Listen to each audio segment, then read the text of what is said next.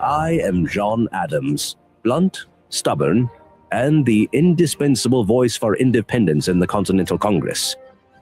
He called me obnoxious and disliked. I call it telling the truth. Facts are stubborn things, and whatever may be our wishes or inclinations, they cannot alter the state of facts. In other words, friend, facts do not care about our feelings.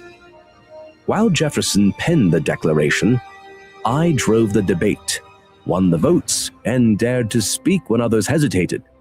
I stood on principle, even when it cost me popularity.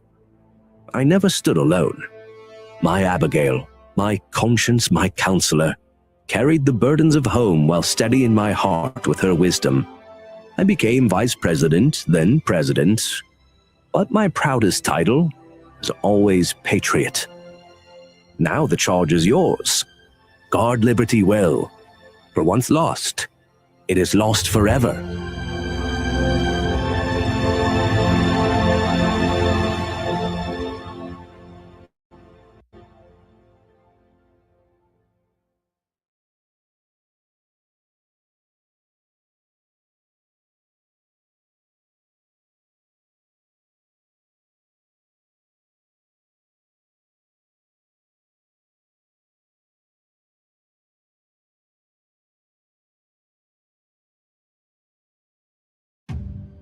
Here we go again.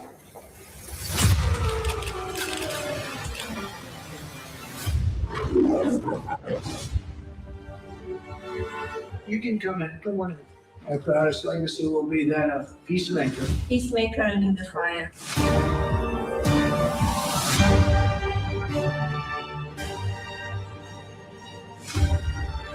Beautiful. Together with like-minded leaders, we have a voice. Is it safe? It is safe.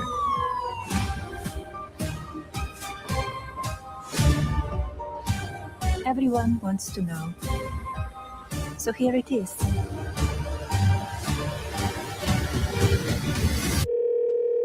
Hi, Mr. President. Congratulations. Did you watch it? I did not. Yeah, I will see it on the news.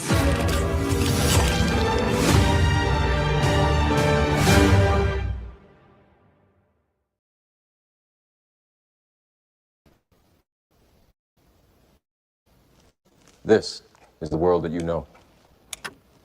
The world as it was at the end of the 20th century. It exists now only as part of a neural interactive simulation that we call the Matrix. You've been living in a dream world, Neo. This is the world.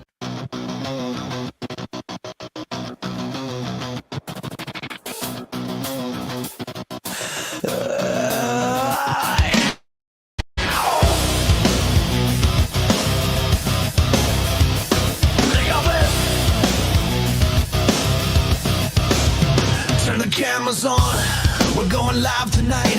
American pride and patriot fight. The white rabbit has taken flight. Knock, knock, sleepy Neo, this is for real. We're swallowing red pills left and right.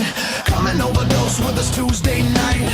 They say we're crazy, say we've gone too far, but we're just truth seekers under the dome. Don't be mad at us, Google Chrome. They laugh, they mock, they think we're insane. Please just use your effing brain. This is the UPC where real Americans are standing up, taking control of the matrix we keep dying for. You don't like it, you can leave. If you wanna complain, call the damn 6 screens, cause we're already detached from deep state machines. They say we're crazy, they say I've gone too far, ready to drown us with feathers and tar. If you're still in our country, we haven't gone far enough. They love to hate us, thinking we've gone insane, but we could care less, they don't know our pain. This is the UPC where real Americans are standing up, taking control of the matrix.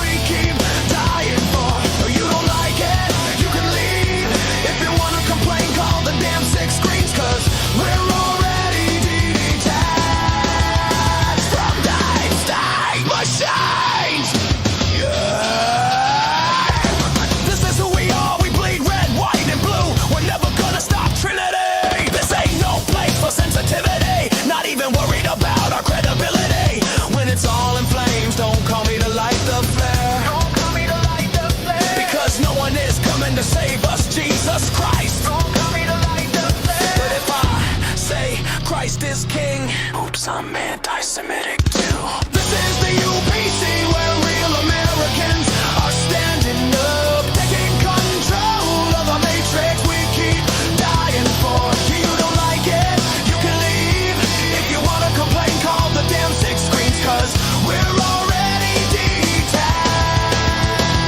from deep state machines.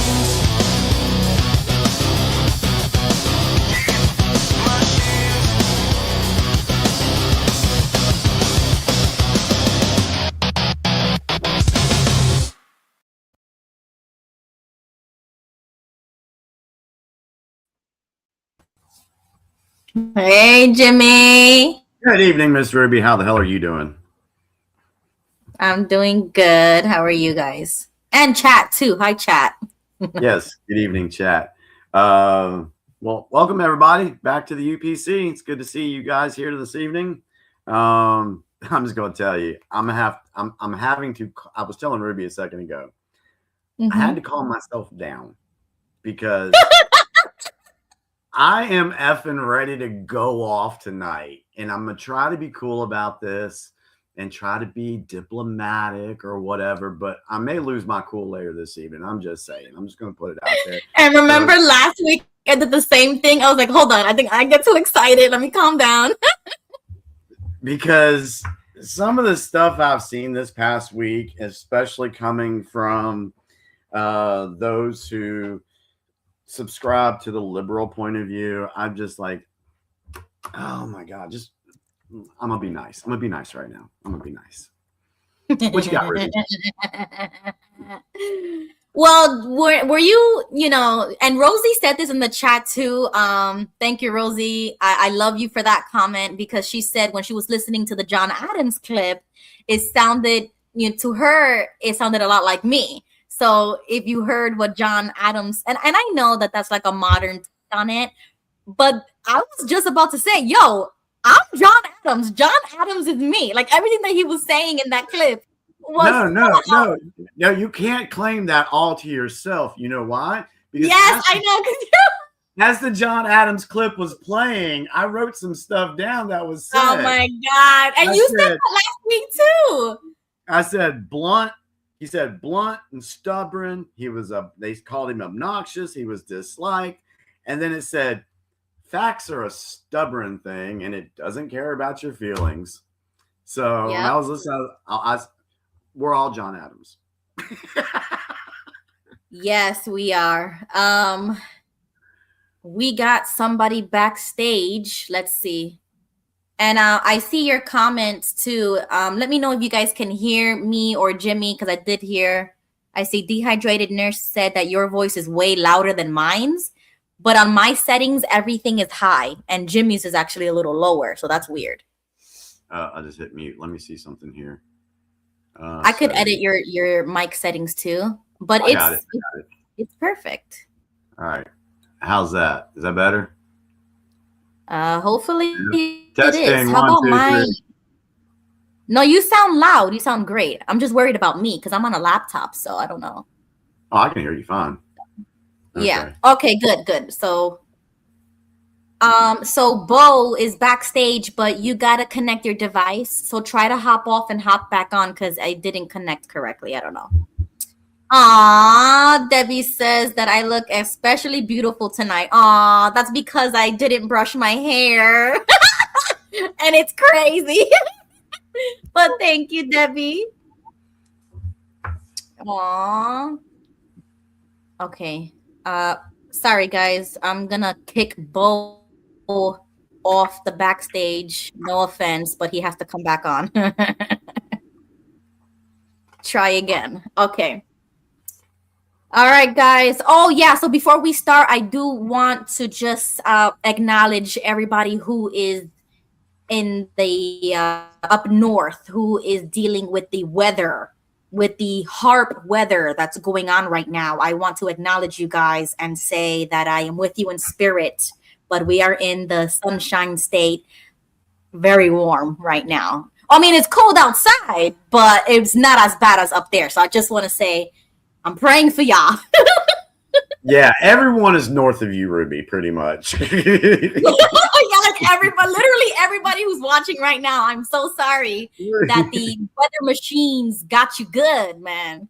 Yeah. I mean, I tell you what, and we're going to talk about a little bit about that. But last week, before it actually started to do anything, I saw chemtrails in the sky. I saw them, and there were a lot of other videos coming in from Delaware, Jersey, Connecticut, Virginia. Everybody was filming all these chemtrails in the sky. And so if you're a person out there that thinks that us conspiracy theorists are stupid and ignorant for believing in chemtrails, I'm sorry to say you're very uneducated. Just saying. That's me being nice. That's me being nice.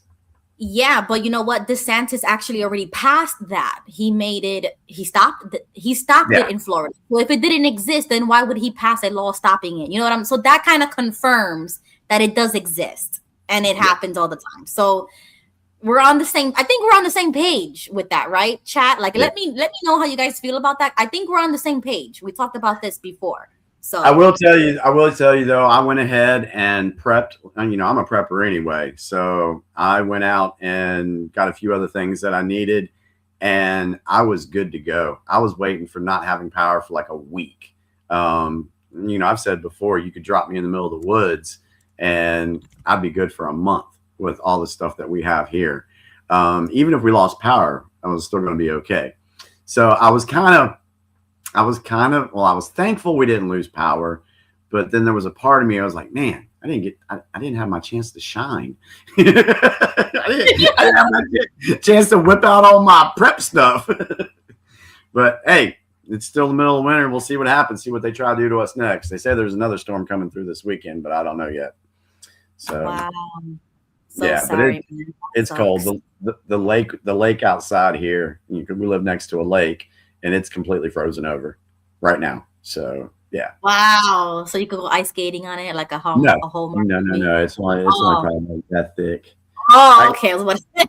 Yeah, it's not all the way good enough for a human to get on there yet. So, but yeah, it's cold. It's cold.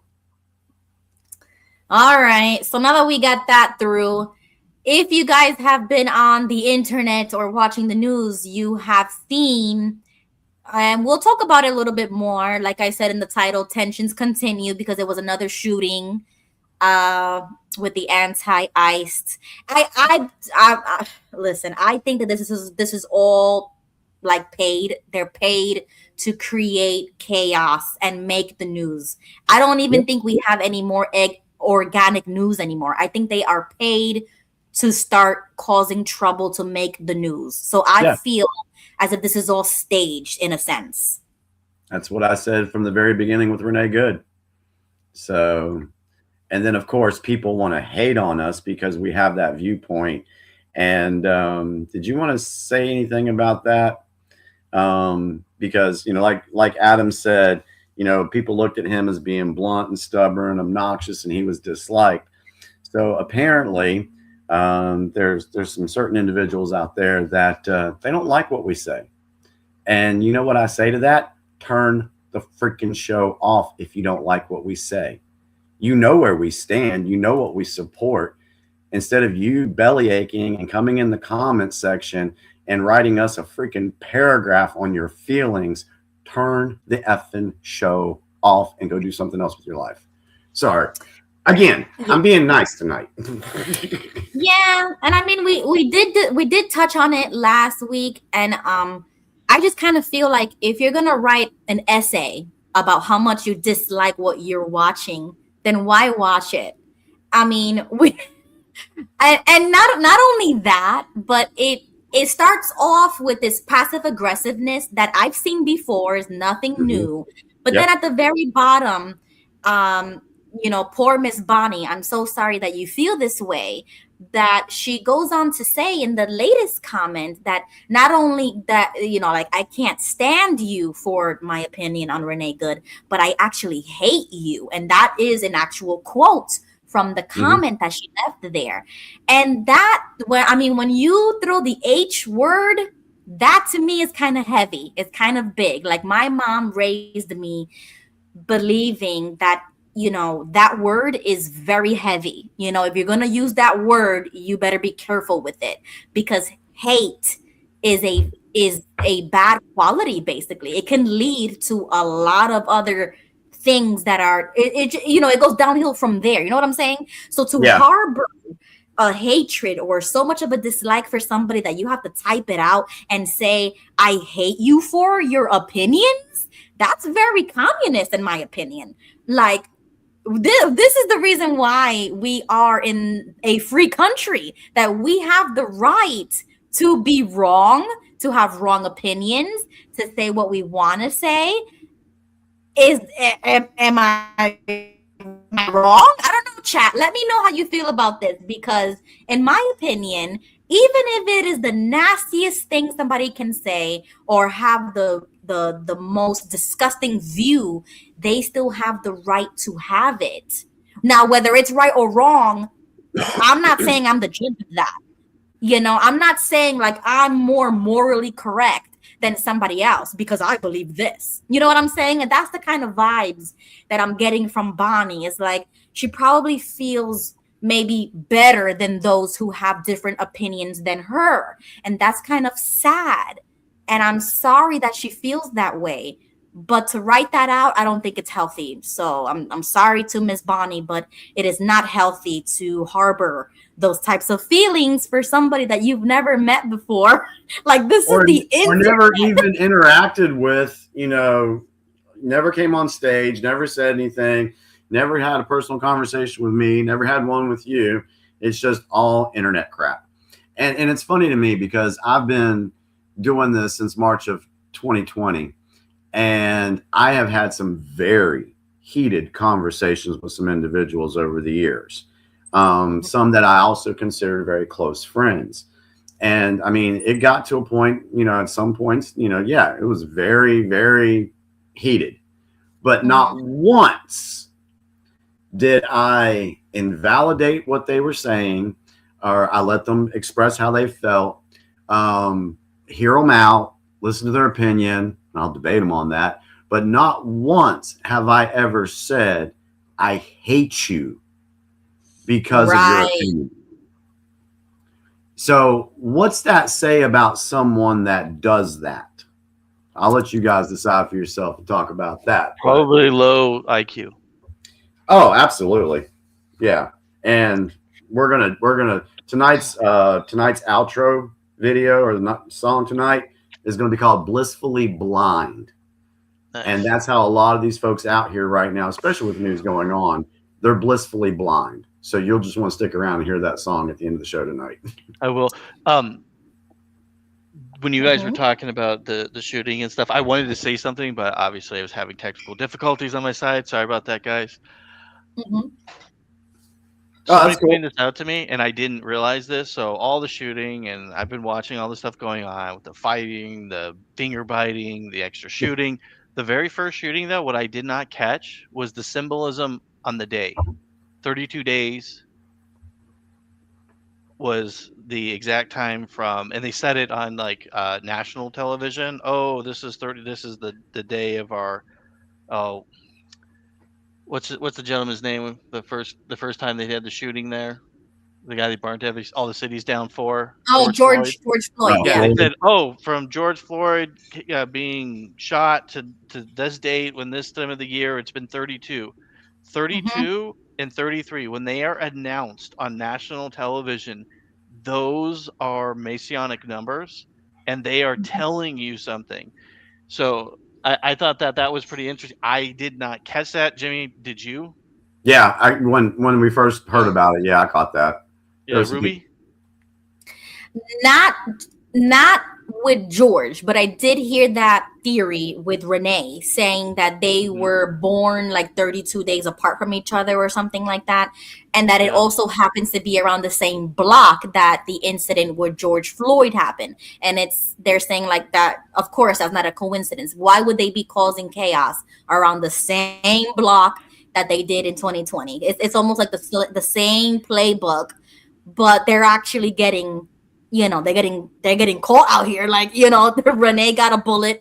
Alex, his name is Alex. Ready. I forgot his last. Yeah, so they're actually getting shot out here.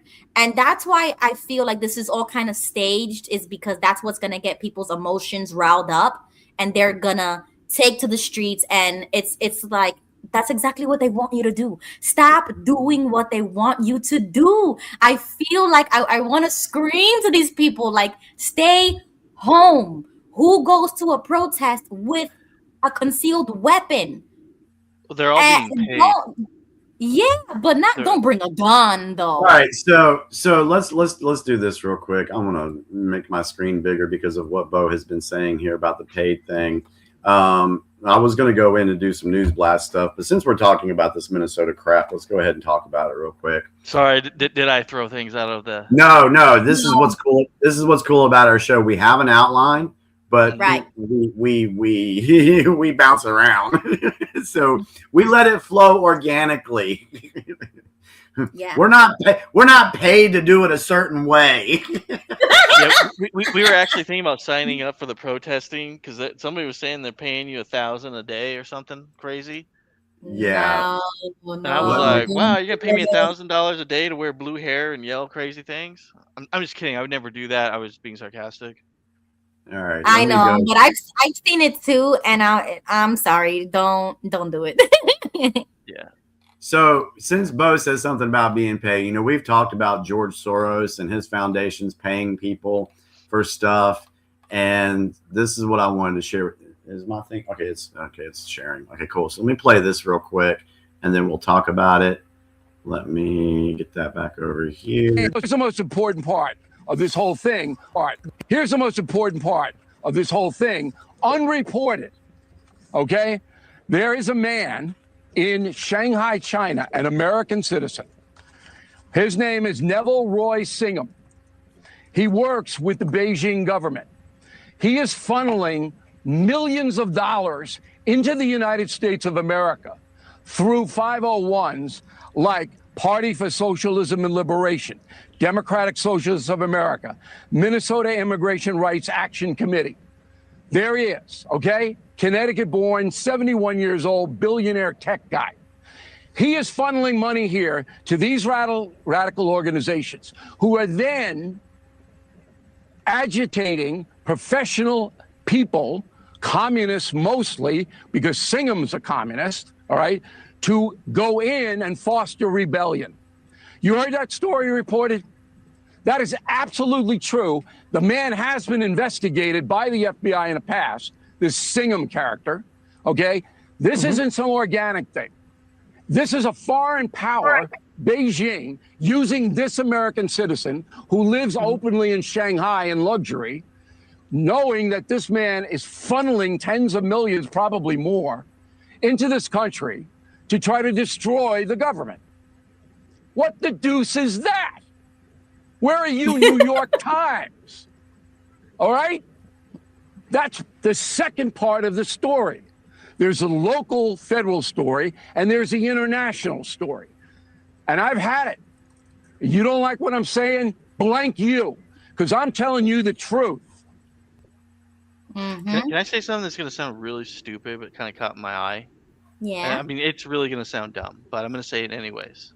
Mm-hmm. The guy they just showed, okay, and his outfit and everything, he looks like the Austin Powers villain. Yeah. Right? Yeah.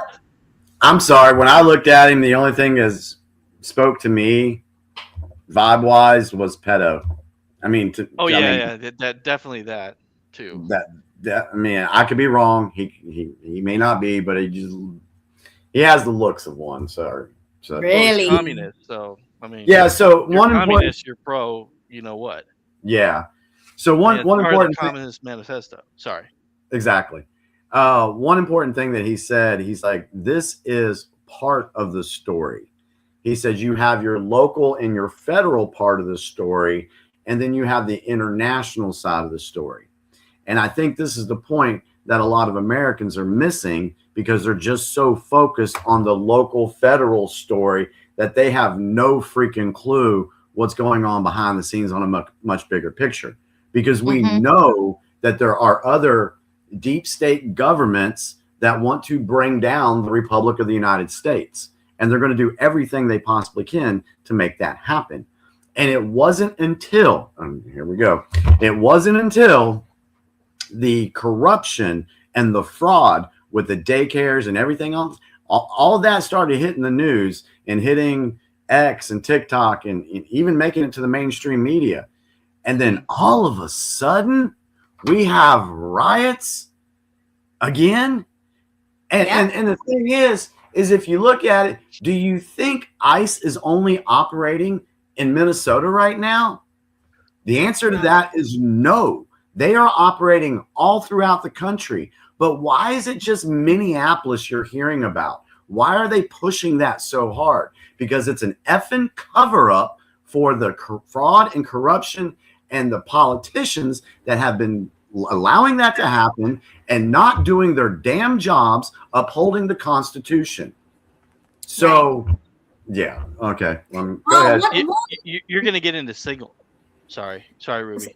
Sorry, Bo. No, I was going to ask you a question, actually, because respectfully, I have read the Communist Manifesto, and I don't remember reading anything about their approval of maps, basically. Do you know what that is? Like pedo stuff. If you couldn't, can you kind of like elaborate that? So I when I said it's part of their manifesto, I don't mean the actual book. Oh, okay. I'm saying the actual like what communist, like, okay, so for an example, if you go and you look up history, like I'll give your audience an example. So History on Fire has a section where they talk about the actual physical recorded abuse that they did to the Christian population when they took over. There is documents, like, for example, this is graphic and I don't know how to say this, but there was a grandmother that was recorded yelling at her grandson to rape that Christian girl and was watching it. And this is a recorded historical event. And they tortured, and they did this on a regular basis. And they especially went after Christians. They would rape Christian girls, they would kill them, and they would take priests out, they would melt gold, pour it on their heads. And these things were all documented. Like the Communist Party has killed more Christians and violated them physically. I mean, the only other group that comes close would probably be maybe the Mongols. Mm-hmm. Okay, yeah. Okay. And for historical reference, reference on what Bo just said, look up the Bolshevik Revolution and look what those Bolsheviks did to people in Russia. Okay, so I've heard of that one. So thank you, Bo, for bringing up that. I'm going to research that. You see, this is why I love having other people on here, because I would have never known that if it wasn't for you sharing. So thank you for sharing. I'll email you one of those episodes. That way you can get it. And it's all historical perspective. It's not like hearsay. But I will tell you, it is graphic. Wow, that's sad. That's sad. Thank you, though. We got Nixon Presley on the stage and Gail. Hey, guys. Hi. Hey, guys. Hi. I wanted to agree with Jimmy because I was going to say the same thing, that I think this whole thing is a distraction to keep off the fraud and the Somalian stuff that's going on. Do you know who Kyle Wagner is? No. You've got to Google him. We're on the show. He's one of the top Antifa guys. You wouldn't believe what he's telling all the protesters to do. He's disgusting. He dresses in women's clothes. He wears a lot of disguises. Yeah, you should Google him now. His name is Kyle Wagner, and he's really pushing the limit with what the protesters should be doing. He's saying despicable things. I just wanted to hope you guys can Google him while we're on the show and see for yourself who this clown is. Let's see here. Minnesota Antifa member claims he's on the run. We've got it. Go away. Yep. Go away. Yep. It's Kyle Wagner. Oh, and I got stuff popping up on my screen. He is gross. Okay. Dang on, go away, ads. Well, that just sucks. I know, right? I hate that. Let me go back here. Okay. I see sneakers. Yeah, that's the ad that doesn't want to go away. Comfort shoes. Oh, here he is. He's gross. What do you hear him? Who see this are really scared that their husbands are going to go. I'm Kyle. I'm Antifa, and everybody in my DMs and calling me and blowing me up, I love all of you. I understand that the women who see this are really scared that their husbands are going to go and not come back, and that's real. And I am very sorry, ladies, that is what is happening. But I don't understand how you're struggling to follow that they're going to keep killing us if we don't end this. And we can't end this without good men in the streets, armed and ready to protect innocent people from being gunned down by these masked murderers, these fascist occupiers. I need boots on the ground, and I need them prepared to do what needs to be done so that this does not cost more innocent lives. We do not have any more time to let this drag out. I know it sucks, but this is the Iron Front. It's an individual choice. There are no generals in this fight. Notice the Iron Front. Oh, they shut that off? You know what? These people that are doing this and what this guy, they think they're living in a freaking video game. Yeah. I mean, they think they're living in a damn video game. They think this is Call of Duty or whatever. They have no clue that they're pawns. They are pawns for the deep state. And when you're playing chess, who are the first people to die? The pawns. Yeah. And these people, this guy calling for people, he's going to get somebody out there that is low IQ, doesn't know what's going on, only bases their opinion on how they feel about something. And that guy's rhetoric, along with Tim Walz's rhetoric, James Frey or whatever, Jacob Frey, whatever his name is, they are going to cause the death of the innocent people that they're trying to say they protect. These people are going to get their asses kicked, and that's what's happened with these individuals that got shot. Okay, so I'm going to say it. I don't like any loss of life, okay, because there's families involved, there's kids involved, there's things like that. The people had a life. I may not agree with their lifestyle. I may not agree with their political views, but I don't think anybody should die.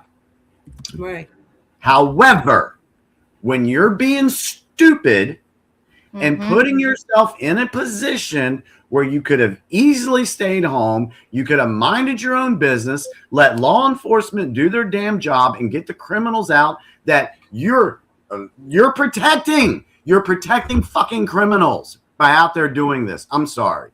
So if you're going to put hands on an officer, or if you're not going to obey law enforcement and you have some physical altercation with them, again, you're going to FAFO, and that's what these people are starting to find out. You know, I'm sorry. You're not being a freaking hero on the Iron Front line. You're being an idiot, useful pawn. Sorry. I had to say No, that was right on, Jimmy. Yeah, that was good, Jimmy. There's a lot of heart coming out of that. Can I add something to what Jimmy said? Yes. I agree with Jimmy. Jimmy, I agree with you. I just want to modify two things that you said. Okay. You said he could have stayed home, and he doesn't have to. The American tradition is of protest, peaceful protest. He could have stayed on the sidewalk. Oh yeah, you could have. And another thing is, you use the word pawn. I would like to maybe introduce the word useful idiot. You probably said that. I said Forgive that. me. Yeah. Okay. Yeah. And Lenin had useful idiots. They infiltrated everything. He was probably the most powerful communist in the first part of the 20th century. He was so dynamic as a communist leader. I think the communists haven't been successful because the world has not seen such a devilish form of human being. This guy was the real McCoy. I would invite everybody to go watch this movie on YouTube. I've always talked about it since I was a little kid because I remember it, 1975. I remember it. We were Jehovah's Witnesses, and 1975 was so fascinating, even for a little kid. Cambodia, the fall of Phnom Penh in Cambodia, 1975, the Cambodian boat people. Do you know the word Angkor in Khmer, in in the Khmer language, in the Cambodian language, you know what the word Angkar is? No. No, I've never heard It of it. means organization. Organization.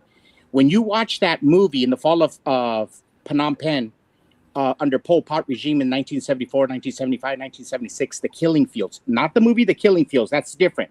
That won Oscars and everything. Yeah, that was a good movie. Yeah, but this is more of a cinematic portrayal of what happened in 1975 in The Killing Fields. Now, and it goes into the communist lingo, the indoctrination when they go into the concentration camps and the re-education centers, and they give the overnight speeches just on the loudspeakers over and over, like, yes, we can. All those communists that the Democrats use, those droning voices. But the word Angkar, when they start talking about organization, I swear to God, I was in a Kingdom Hall of Jehovah's Witnesses. The way they talk about the organization of Angkar, of Phnom Penh, of the Khmer Rouge, it's just like any cult talks about their cult.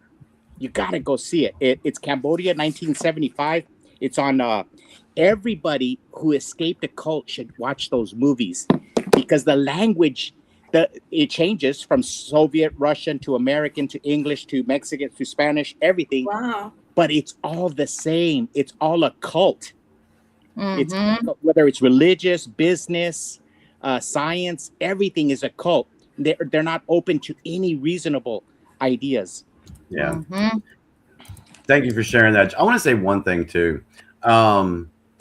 I said 2 weeks ago that I am in complete support of what ICE is doing by rounding up criminal elements in our country. I'm still 100% in favor of that. However, there are always bad apples in a group. And so I seen two things this week that I didn't agree with. And it was something that the ICE agents did. Now, I think it was last night, they had protests outside of the hotel where the ICE agents were staying. And apparently one of the agents was up on the top floor, the big old window. They were drinking beer and looking down. And one of them turned around and mooned the protesters. I think that's wrong. I don't think that should have been done. I think that's agitating the crowd. So I don't agree with that. Also, I saw another, allegedly, they say it was an ICE agent. And I have to be careful with that because I can't prove that it was an actual agent, but they said it was. So go with that. But he said something about erasing the person's voice. And if that is a legit ICE agent, then I disagree with that as well. So I think, what does that mean? In the context that it was done, it was basically, it sounded like a threat to the person that was, he said something about backup or whatever. The guy was sitting in his car. And the reason I say allegedly said it was an ICE agent is because you can go out and you can get stuff that says ICE. You can make yourself look like. So I don't know if that was a legit agent that was saying that, or if that was staged just so they could get that on social media and be like, hey, look at this ICE agent saying, if I don't do this, he's going to erase my voice. So I don't know about that. But if it's true, I don't agree with that behavior. And going back to what JG said, 58, that man was murdered by a group of thug ICE agents. Okay, first off, do you know that a week ago, Alex Preddy was involved with ICE and he got his rib broke because of an altercation he had with them then? It seems to me that he would have learned the first time and wouldn't have put himself in harm's way. Thug ICE agents. Like I said, there could be a handful that are kind of drunk on power. Yes, that's a very, very, very good possibility. But when you lay your hands on a law enforcement officer and you're resisting arrest or obstructing justice, they have every legal right to defend themselves. So you should have the decency to condemn what's being reported in the media. How many times have I always said that I can't believe what's been reported in the media? How many times have we said what's being reported in the media is to shape your view? They want you to believe what they're showing you. Right. So we have to keep that in mind. Yeah. And to say the videos are self-evident, not really. Because if we go back to George Floyd, there was one video showing him with a full head of hair, and then there was another video showing him on the ground where he was bald. So explain that if the videos are self-evident. Sorry. Well, but with the situation with Alex, I think a lot of people are getting emotional was because he was supposedly helping another person. I saw that in the clip. But as soon as they went down to the floor and the ICE agents put their hands on you, that's when you immediately de-escalate, put your hands up and just stop. Just stop moving. He didn't do that. He continued to resist and move. And then when they saw that he had a concealed weapon, that's it. That's all the police needs to know. You have a weapon and you're not following orders. That is a threat to them. It doesn't have to be verbal. They see it. They're like, stop it. And his hands were not up. His hands were down. They're not going to take a chance to find out what is he going to do with his hands. Absolutely not. If he would have stopped, had his hands up and just laid there, nothing would have happened. He would still be alive today. And that's really, what's happening in these protests. And with communists, you got to remember the ends justify the means. They hate America as founded, so the rules don't apply. That's why you see Joe Biden, he's sucking on ice cream. He left the southern border open. Barack Obama and Bill Clinton are mad at him, at Donald Trump, who's trying to clean up the illegals. But the people who left the border open and caused all this, they're eating ice cream. They're having a gay old time. Pardon my pun, my language. But so accurate. Because, they're having a gay old party because their absence of law. They're the men of lawlessness. Mm-hmm. They don't like the Constitution as founded. In Phnom Penh, this is what's happened. You're describing this pendulum. Look at what happened in Arizona today when that Democrat was calling these girls that took pictures with ICE, you dirty little C words. The pendulum in the spirit of America can swing very fast. For example, look at what happened in Phnom Penh when the fall of the capitalist forces in 1973, 1974, and the communists took over in the Khmer Rouge. In 2 years, they killed like 2 to 3 million people. Mm-hmm. I mean, in an instant. That's how fast the pendulum can swing. If we lose freedom here, it's going to be a bloodbath of orgy against us. Exactly. What we don't do to our Democrat brothers, they will abort us door to door. Yeah. So you guys know. Go ahead, Bo. I was going to say, you guys are aware that they caught the streaming system and that good old Waltz is being accused of giving ICE information and their information to I forgot what the group, Antifa, and they were actually caught setting up assassinations, and they actually tried to do an assassination on O'Keefe. They tried to actually kill him, and it was recorded. James O'Keefe. Yeah.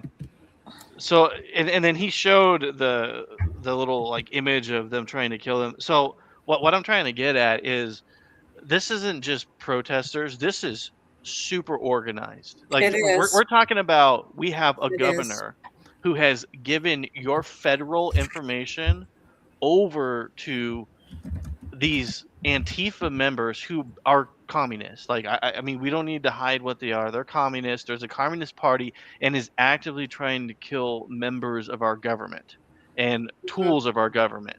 They're exposing the fraud. So I'm not surprised that the violence is there. I'm honestly shocked it hasn't got worse. I really think that it's going to move to a new level.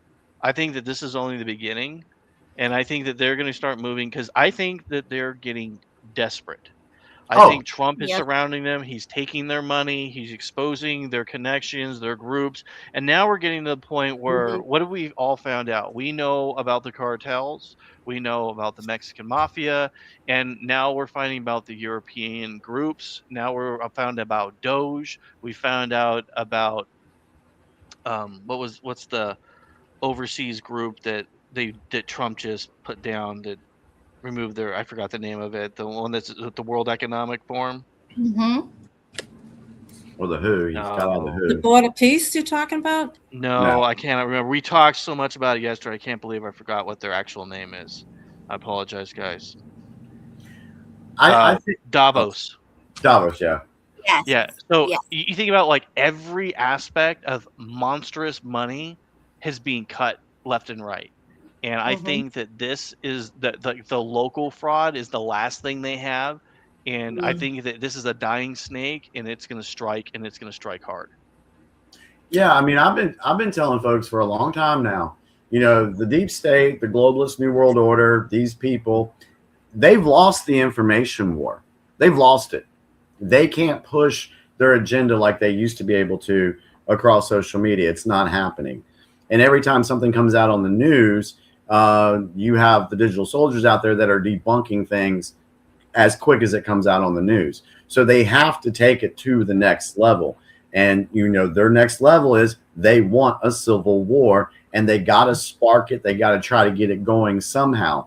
Yep. And for folks that don't remember, you know, look up the phrase color revolution. Yes, we talked about this. Yeah, we talked about this before.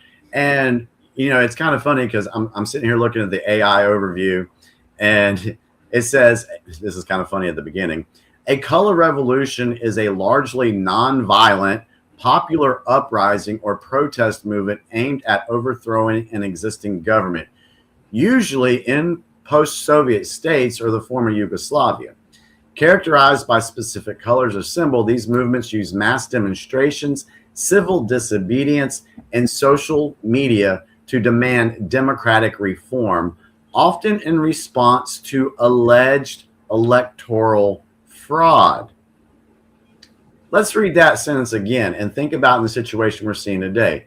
Characterized by specific colors or symbols, these movements use mass demonstrations, civil disobedience, and social media to demand democratic reform, often in response to alleged electoral fraud. But in this case, we have all the corruption and fraud in Minneapolis.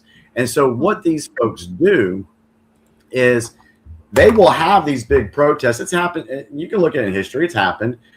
They have these huge protests, but then you have some agitators in there that will start shooting or whatever, and it kills one of the protesters. And then the group that's doing the protest and start blaming it on, oh, look what the government did to the people protesting. It's the same damn playbook, people. Why can't you see that? You got Renee Good and Petty. They're the pawns. Now you got the mass people saying, oh, look what the government did. Look what these ICE agents did. It's the same playbook. Yeah. And Jimmy, money. And it could be some of the it could be some of the spies, the Bureau of Investigations. It could be some of the spy agencies. Yeah, usually CIA could be all over this. Yeah, and I mean international spy station because it could be different governments. Like a cultural revolution. I remember when we were younger, there was Václav Havel in Hungary. There was Lech Walesa in Poland, the Solidarity movement. These were legitimate popular, but they were taken over. So these spy agencies infiltrated, and they could kill somebody, like Jimmy says, and then you have anarchy. And out of anarchy comes the people like Lenin. They use the useful idiots to do their bidding, and then they're there to create a dictatorship of the proletariat. Those are the real communists, the ones who are really running it. They just use these people on the street as useful idiots. And what is the first thing that they do every single time they take over? They wipe out the useless idiots. Yeah. I mean, it's over and over and over again, and it's really sad that people in America have access to all this information. Like everything we said, it will literally take you 20 seconds to look up each little point. And you can find out if it's true or not. It's that simple and that easy. And these people, I'm sorry, I know it's rude, but you're ignorant. If you're just going to sit there and you're going to say, well, that's not true. Oh, the rainbow means this and that means that. And then you can say, no, it comes from this. It comes from here. Here's the literature. This is where it's from. This is the word. the thing about these cult groups and communist groups is they take terms and they change them and constantly change them. But that way you can't adapt and you don't know what they're saying because it's constantly changing the language. They do not want stability. And that's part of their language is that way. Their behavior is that way. Their relationships are like that. I mean, look at the women who are part of the Democrat Party. What do they want? They want a man who acts like a woman, and they want to have the position of a man and have a woman act like a man. Like everything is so reversed and backwards and doesn't make any sense. You hate men and we're the hierarchy, but you want to cut your hair, you want to wear suits, and you want to have our jobs and act like men. Yeah. Well, don't forget. I'm sorry. Don't forget, everybody. The midterms are coming up in 12 days, and they want a government shutdown. Also, that's what the Democrats are already screaming for, another shutdown. And I circle back to what Jimmy said. I think this is all done by design, and the level of violence is getting really bad. And I think what Bo said is correct, but it's already starting to get bad because these people will live and die for this cause, and it's really scary. But the most interesting thing, they're protesting across the country. My sister lives in Maine, and there's a huge Somali population up in Portland, but the protesting is nothing compared to Minneapolis. But it goes back to, I think, with the major billions and millions of dollars of fraud that's going on there. And I heard Adam Schiff say today that they were going to make sure that they get in 12 days, and they're going to shut the government down. I'm gonna go ahead and let you guys know. Let me give you guys a forewarning with this. There are protests happening. Hell, they got protests in Britain right now about ice aging. I saw that before I came on the show tonight. They literally have people protesting. Oh my goodness! Yeah, how dare you copy us, you American scum? Yeah, no lie. But I think we're going to see more of it, and I want to make a comment on Julian's comment a second. Yes, please. But in a minute, because I got a clip I want to play. But I wanted to say this first. You're going to see more fraud exposed in these Democratic ran cities. It's going to come out. Yeah. And then when that happens, you're going to see the same playbook that they're using in Minneapolis happen in all these other cities. That's going to happen. I'm telling you right now. Say that again. Say what again? That last statement, the last sentence. They basically said that you're going to see fraud come out in these other liberal Democratic cities, and the same playbook that they're using in Minneapolis with these protests is going to happen in these other big cities as well, because they're going to try to deflect from their fraud like they're trying to do in Minneapolis. And I'm telling you right now, it's not going to succeed. Hey, Jimmy, can I throw something at you too? Let me throw this dynamic at you. Sure. One of the reasons I get real happy and I like it and I love it, and me and my little brother Gilbert, we always talk about it, but it's a beautiful time to be alive. I feel like John F. Kennedy in his inauguration, where he said no other generation would trade places with that time and place. And I feel the same way about what we're living at. Because I know from the hindsight of history and what we have experienced in the last 50, 100 years is that the communists really are a low IQ people. We're talking about borderline mental retardation of biblical proportions. And one of the things about communists, the common denominator, is they're cannibals. In the long history, they always eat each other alive because there is no secession plan in communism. It's survival of the fittest and the killing fields. And you see that today. You'll see that with a lot of these communist leftists. Let's use the word leftists. When they're protesting, sometimes they protest their own people. They're not too bright. A lot of them don't even know why they're there. A lot of them are receiving a paycheck because they are useful idiots. And so, sorry. No, go ahead. I'm sorry. Did you see what happened today?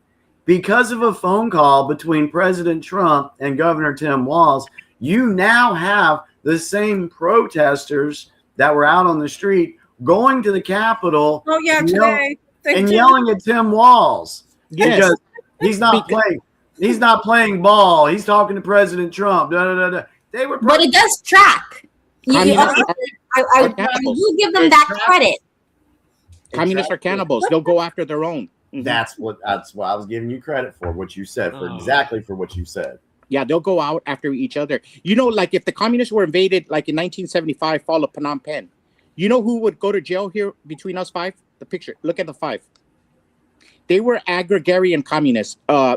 Today's they're sexual communists, like transgender. They use gender. Right. So there's different forms of communism. But in the Phnom Penh, they were agrarian communists. So they wanted to create an agrarian utopia. And what they did is, Ruby, you would go. Jimmy, you would probably die. I would definitely, well, I would go like this. So they identified you. If you wore glasses, you were an intellectual. They didn't want intellectuals. They were killing the intellectuals, the school teachers. Right when they took power, they killed all the Gigi would be the only one that lived, and Bo, because we can't see his face. And so they would send them to re-education camps. But the rest of us, they would kill. These people always turn their blood. All right, I wear glasses, guys. I'd be dying with all the rest of you. Yeah. But I need them for far distance, just so you know. You hear that in the news with some of these crazy people. They say, when we get power, we're going to go door to door and we're going to ask if you're a MAGA, if you voted for Trump. No, and we're going to get I heard that the other day. Well, I believe that. I believe that. We already know how they will act and what they will do. COVID showed us that. Yes. You know, they wanted us to snitch on. They wanted us to snitch on one another. They wanted us to take something that wasn't even medically proven to work. They wanted to round people up and put them in COVID camps. They did it in Australia. Right. So don't give me this bull crap that, oh, we're fighting tyranny. No, the F you aren't. You didn't do shit with it during COVID.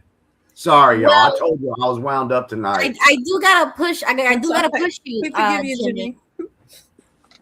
I gotta push you, Jimmy, a little bit more because you know, 10 minutes, 20 minutes ago, you said for as long as you've been saying this, right?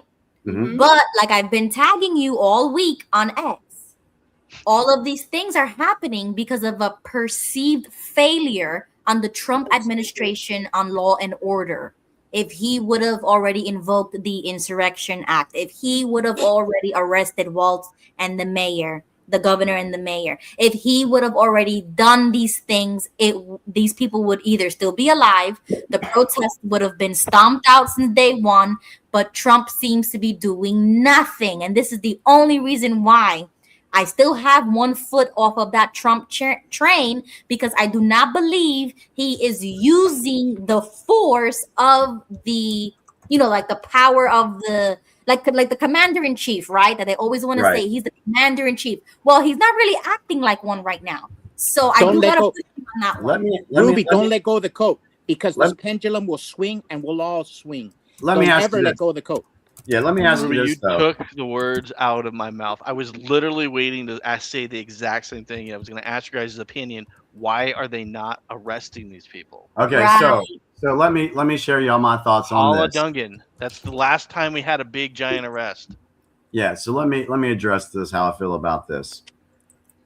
Do you think Minneapolis is the only place where there's mad corruption? No. Okay, so if Trump took the invoked the Insurrection Act, went into Minnesota, did what they needed to be done there, what do you think these other cities would do that are full of corruption? Cry bloody murder? What do you think they would do? Riot. Yeah, they would say how they're taking their rights away and how they'd want to impeach them and all this. And they would throw a big hissy fit. And then or would they try to do everything that they could to get away with the corruption, hide it, destroy evidence, things like that? Yes. You know, there's also, you know, Gigi just talked about the government shutdown.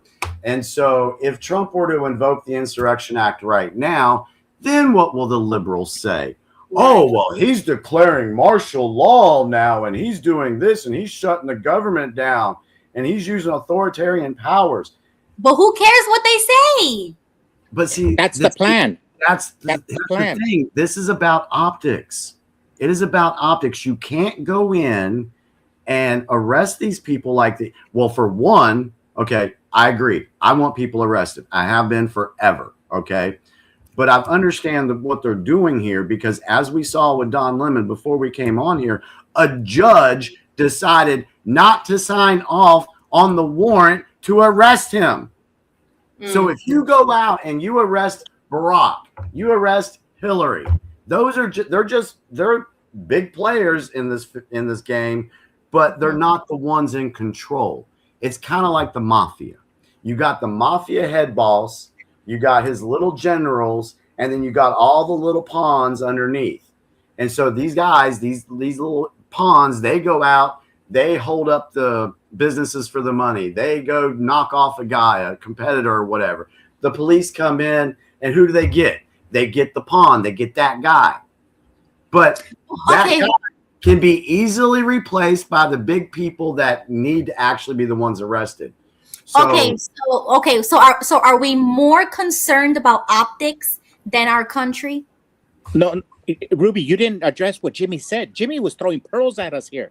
No, I know that because we talk on X all the time. So I know what he's saying. But my thing is, even though that's true, why can't we just all wipe them out in one day? Like okay, so if we did that and didn't, round up all the Antifa members, round up all the illegal aliens that came over, we go in, let's say we go in tomorrow, we arrest Tim Walz, Jacob Fry, Keith Ellison, Elon Omar, whatever the hell you have to say. Yeah.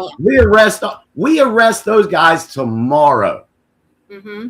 Yes, we enforce the laws. The laws that are already in place. DA will not do anything. What's going to happen across the country? DA will stop it just like they did to me. That's exactly what they'll do. Yep. The country. Exactly what happened This is exactly what they want, Ruby. They want Trump to pull the trigger prematurely and do this because they got 49 other states where they have operatives in. And these people will hit the streets. We already see them wanting to carry guns and go after people. They want a civil war. They do. You play Didn't you see the Rahm Emanuel movie? Didn't you see the Rahm Emanuel movie? The court systems. What, Jesse? What the movie? Rahm Emanuel movie. The Rahm Emanuel movie. They put the plan, everything that Jimmy's saying, it's already planned out. So Trump already knows their plan. Exactly. I agree. He does. That's why he said today, he said, maybe we'll de-escalate a little bit. Yes, that's what I'm talking about. I'm pulling my hair out because I'm like, what is going on? No. Strap on your seatbelt. Strap on your seatbelt. Don't pull your hair out. No, see, that's the thing. Ruby, I understand your frustrations. I really, really do. I get it. I understand the frustration from some of the people in the chat. Some people I talk with during the week, they're all upset and frustrated. But you've got to look at the bigger picture here. You got to look at you can't have the country going into freaking chaos. And that's why I'm not saying that it would be though, but why would it be chaotic? It can I be answer that? Oh my God. We have law enforcement, we have law and order, we have police, like we have things in place to get this done the right way, and it's like they're walking away. The judicial system has fallen in the United States. We have a two-tier justice system. There's not going to be due process. Anytime a Republican arrests any Democrat, it's going to get thrown out, Ruby. So we're going to have the spirit of America. We're going to have to play the long game. You got to put your seatbelt out. Don't pull your hair out. This is going to be a long fight. And look, and we have precedents for this. Look what the Democrats did to people who supported Trump, people that were in his administration during the Biden residency. They hauled them off to jail. They took their mug shots. They did everything. That's what they wanted to do. That's what they were doing. And do you think if they had power right now, that they wouldn't be coming after all of us? But that's what I'm saying. Trump is not going to be president forever. When he's out of office and they have the power again, what do you think they're going to do to us? It's going to be it's like persecution. We're going to be persecuted still. So why don't we put our foot in their neck now? Trump's being very careful because in 12 days, they're going to vote for the midterms. He's going to be very careful because if Trump loses the House, he's going to lose a lot of his power. If you don't believe me, look, check it all out, because he knows he's not stupid, and Right. and he's going to go across the country now and rally to get the Yeah. votes back, because On our if the 250th Republicans lose the midterms, that Trump loses a lot of his power, and the Democrats are going to do everything to shut the government down. They don't want to. They don't want to fund what do you call the ICE anymore. So he's going to be very careful. So he's going to start campaigning across the country. And I'm going to tell you guys right now, another narrative to watch out for is the Dems and mainstream media putting out that Trump doesn't want to have elections this year. Yeah. They're going to start saying that too. That's not true. That's Yeah, but Trump said that himself. He was like, we probably don't even need the next election. well, here's there's another a reason why he says that. Yeah, Here's he another- said that he was being sarcastic, and he put that out there, and they wanted to see the reaction. I mean, the Yeah. vice president said that they did this as a joke, and then literally were mocking them because they knew as soon as he put that out there, not even 30 seconds, they were acting like it and putting it on the news. He trolls them hard. Yeah, he Trump is a master troller. I'm going to tell you right now. Yeah, And I love him for that. That's the only thing I like about Trump, really. Like he keeps it very entertaining. Other than me just like tossing and turning at night because I'm frustrated. Okay. But this is my point again to what Gail said about the midterms and what Jimmy said about the optics. My point is, sure, I agree 1,000%. But are we more worried about optics and the midterms than to save our country? Do you think our founding fathers would have waited for midterms or the optics of what it would look like when their revolution? That's what I'm trying to say.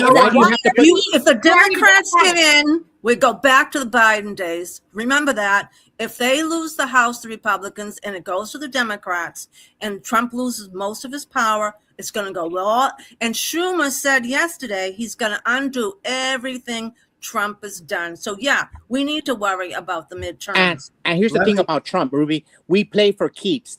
He plays for keeps. He's the big. Right. You know what? Everything that you put, do we have to have this or this? No, you don't understand.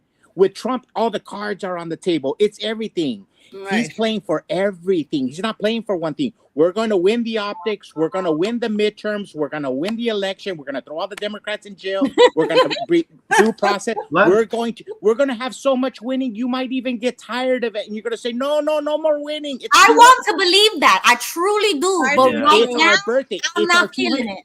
It's our 250th birthday. I agree with you, Ruby. I don't feel it either. I do. The 250th birthday, the 4th of do. July. It's going to look at the flag behind you. The spirit of freedom is going to awaken a sleeping giant. Okay. Yeah. Can I want to say something about the American Revolution real quick. With Yeah, go ahead. kind of what Ruby said. There's one thing. What's one of the most famous lines from the American Revolution? Don't I shoot regret that I through have the but one white life of to give their for my eyes? country. Is that what don't shoot to the white of their eyes? I don't know. That's a great Exactly. quote, Gigi. That's So a great quote. what does that mean? Temperance. Huh? Temperance. Don't shoot prematurely. Oh, that sounds like a Democrat talking point. Ruby, real quick. Don't shoot until you see the whites of their eyes. What does Bunker that mean Hill. to you? What does that say to you? The That way you colonel don't at miss. Bunker Hill. The colonel So at Bunker Hill. when you're firing the muskets are extremely inaccurate. You have to be at a certain distance to get any accuracy and power from the bullet. So when they're saying that, they're saying they don't want you to fire until they're close enough that you're guaranteed Right. It a has to be shot. close enough. So, Thank you. why, Nailed it. so why were they saying that? Because you have the British Army, which it was a world power, much powerful army than the Continental Army of the United States back then, and That's we right. had limited supplies. Correct. If they would have shot whenever the hell they wanted to, they would have been low on ammunition because exactly what Bo said, those muskets weren't accurate. They had to wait. They had to hold the line until they saw their enemy right there in their freaking face, so to speak, and then shoot them. That's what Trump is doing with all this right now, in my opinion. When Ruby was talking about, and complaining about why are we just arresting them all, I'm with her 100%. But Ruby, this is what I want to throw out there. if we were to go after deep state, because we know who they are, we don't need to pretend like we Right. don't. Yeah. And we arrested all the generals, everyone, the U.S. would be weakened severely because those people, even though we hate their guts, they're evil, they're still generals. They're still running the system. They're still part of the machine. If they all got clogged up, slowed down, China will strike us. Bo, that was great. Man, Bo, that was beautiful. Let me build on what you just said. When John the Baptist was baptizing, why was he? He was preparing the way. And so everybody had failed. Everybody had sinned. We're all sinners. In America, we need a revival because we've all screwed the Constitution. We've all cheated our country. There has to be a great American revival and say, you know what? We did it wrong. And our Democrat brothers, our Republican brothers, our independent brothers, we could come back and love our country. We don't have to be communists. We don't have to be murderers, abortionists, or I agree. Insurrectionists. So there's going to be a revival. And Bo said the truth. If we do what he said, there's going to be chaos in our whole entire country. I can accept that. Okay, I can say I'm good with that right now because before I was not feeling a war game. I agree. It's a war game. Think of us as we're running at a certain percentile. We move those units and we take those pieces out, even though they're corrupt. Then we go down to 80%, 70%, or whatever it is. And then, when you are at war with somebody, you're having a cold war with our enemies, and they see that your systems are shutting down, that is the opportunity to strike. When you see that they don't have the logistics, they don't have everything running, you're going to hit them hard, and they're not prepared. And we don't have now. If we get rid of those people, let's just be honest. Those people are terrible. We don't have someone to take their place that has those skills. Those terrible people have those positions because of the skills that they have. And I hate to say that, but that's why people like Epstein were where he was. He's a terrible person, and people talk about how he really wasn't that smart and blah, blah, blah.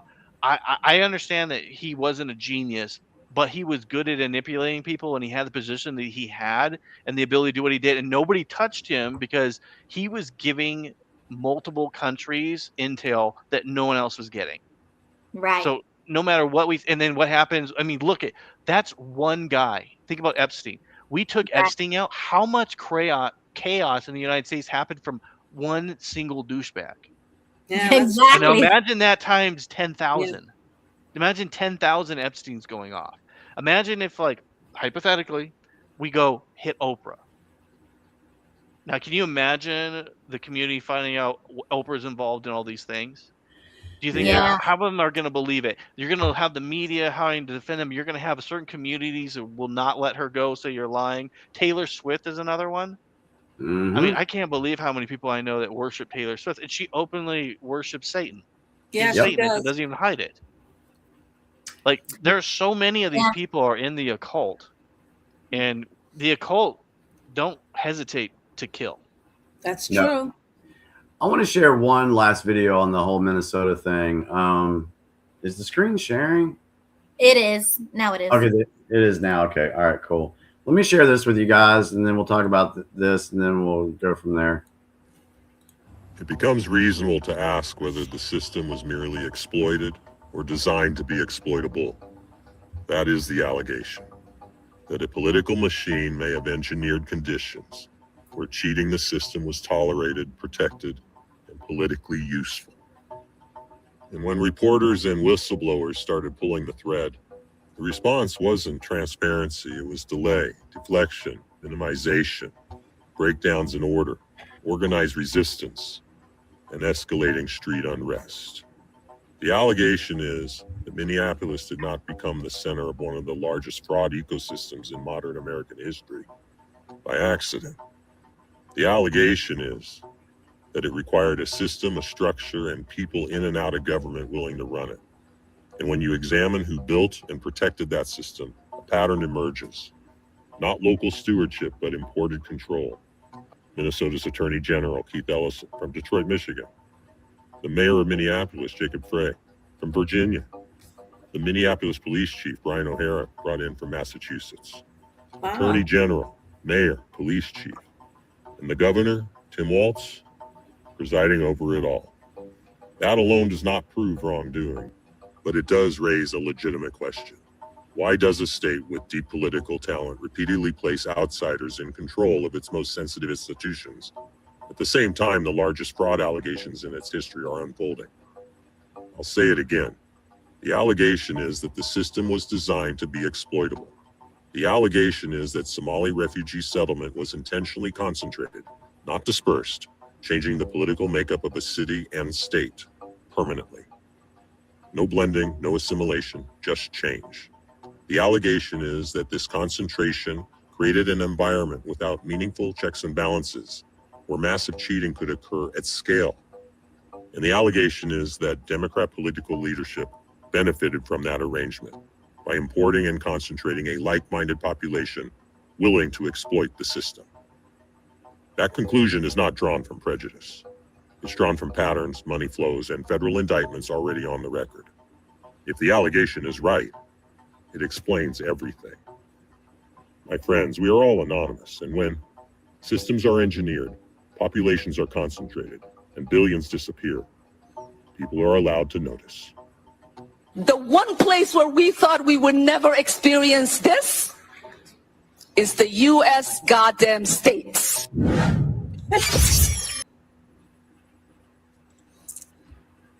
And that ideology is what these people out there on the streets protesting right now, this is what they're protecting. Mm-hmm. This is what they're supporting. Has nothing to do with, oh, we're fighting tyranny. No, the F you're not, because if you were, you turn around and look at the people that have been doing it for years. Right. It's beautiful. It's beautiful, man. I remember 1984. I was looking at the CBS News, and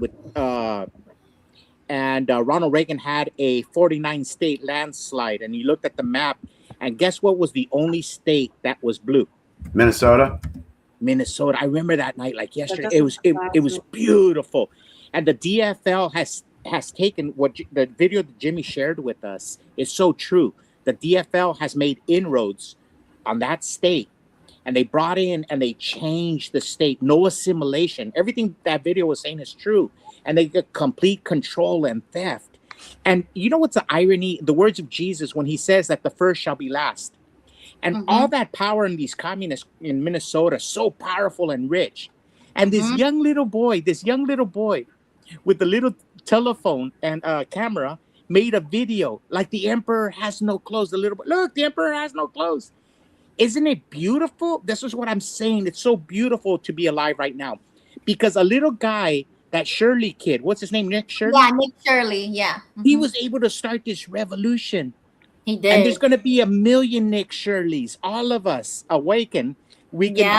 These communists are not the smartest people in the world. They were operating. It just took a little guy with a little phone to show the world what was going on. Imagine all the whistleblowers. Imagine all the Americans who have stolen money. Let's say in Minnesota, there's 1 million people who have stolen money. If we could touch their conscience and tell them, come back to the American fold, start talking, or else you're going to go to prison for the rest of your life. Yeah. There is going to be an American revival. It's our 250th birthday. Yeah. Can I ask you something about Nick? Mm-hmm. So this is something that I mean, I'm great he did what he did, but this is something that kind of catches my attention.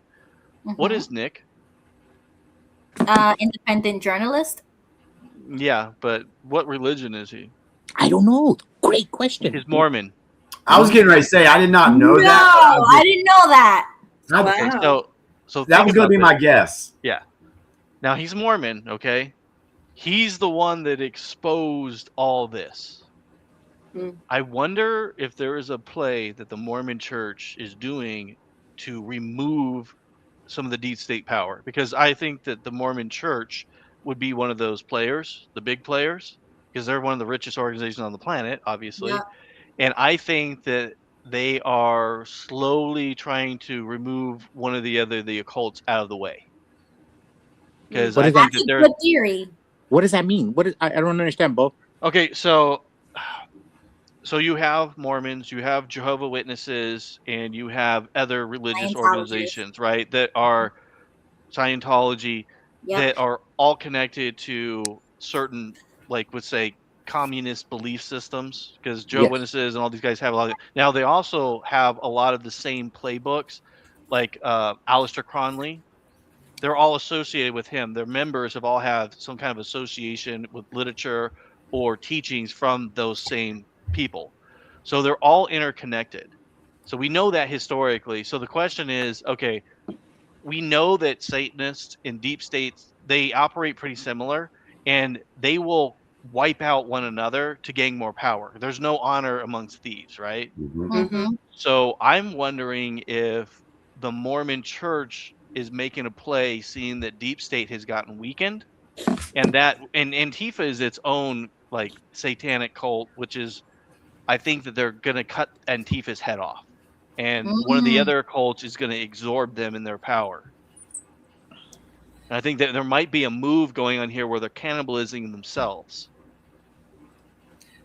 Did you know that the Church of Satan gave Waltz a black? Yep. One of those. What do you call that thing? He's half beast and half man. The Satan symbol. Baphomet. Yeah, he has it in the State House, and yeah. Wow. So there's a shrine, and it has his name on there, saying that he's a worshiper of Satan. Or really? He's a general there you go. or something like that. Yeah, you gotta Google his, the State House and this picture that the Church of Satan gave him. Wow. And hey, y'all excuse me for a second. I gotta step out here for a second. I'll be right back. You're excused. So I really like how you pointed that out, Gail. I honestly I forgot to even mention that, but if you look at these people, how often do these organizations lead back to Satanism? Like, we don't need to say a cult. We don't. That's the part that really freaks me out. Is okay, we look into them, and then you keep on digging and digging and digging. What do we find with all these groups? They worship Baal. They worship Baphomet. I mean, all these other demons, right? And these are the generals of the demonic army, or whatever you want to call it. Well, now that we're on the subject, you want me to freak everybody out with Jared Kushner?